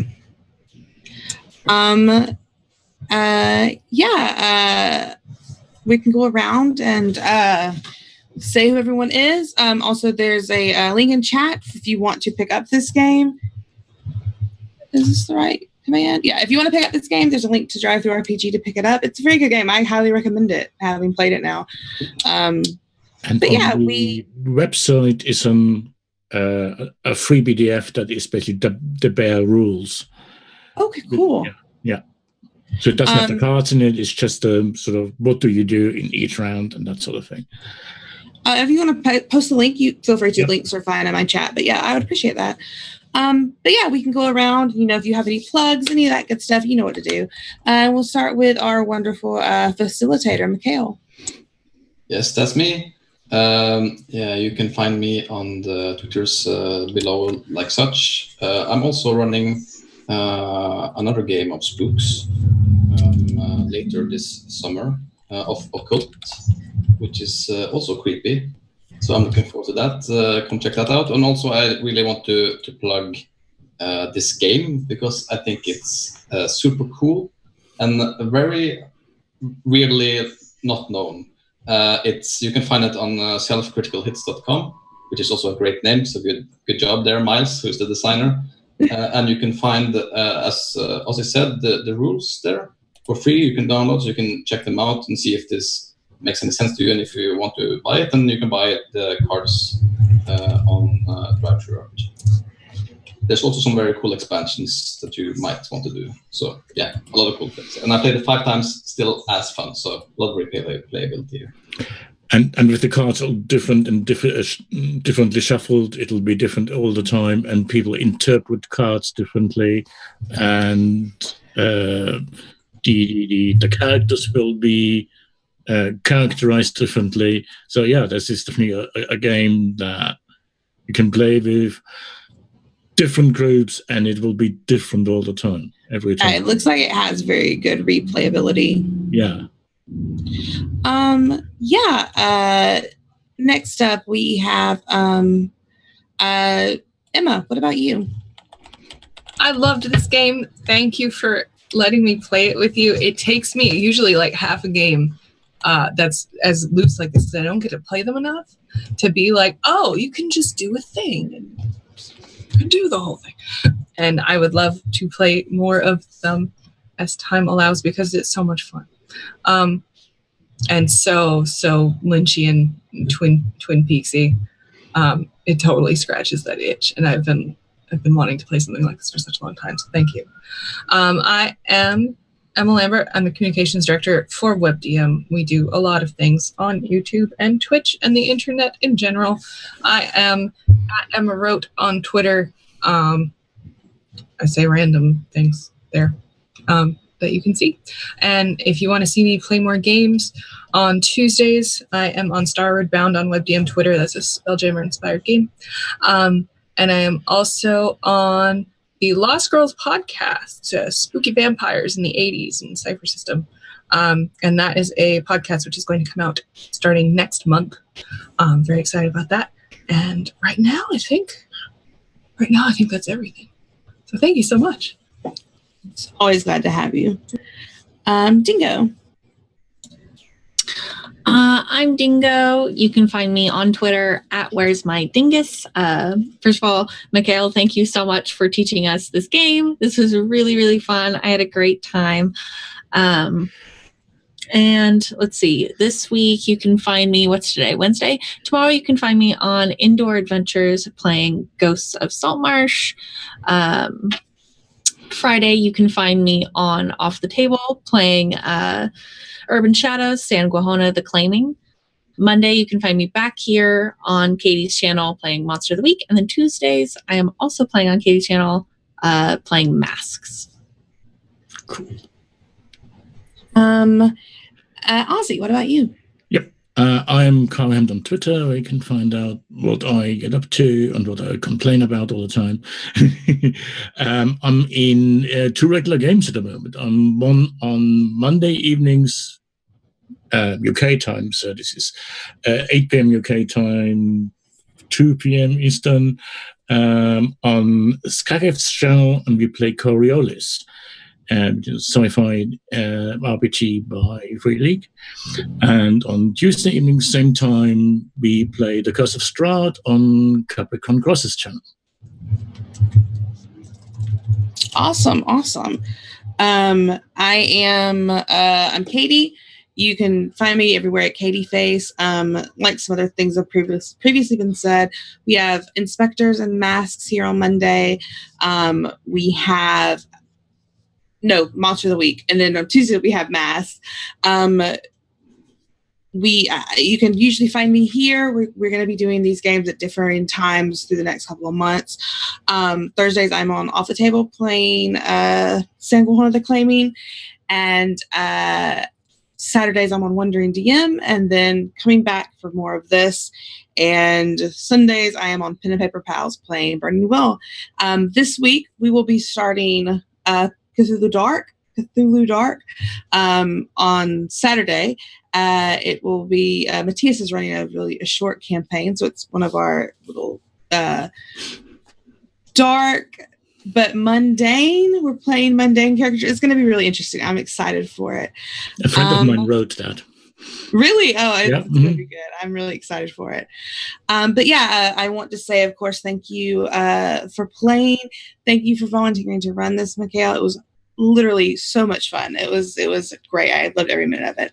And of course, thank you for Matthias for running production behind the scenes for me. And yeah, we're gonna send a raid over to Pro Starter to Josh. Hey. And yeah, I hope everyone has a great rest of the day and a great rest of the week. See you later. Good Me night. too.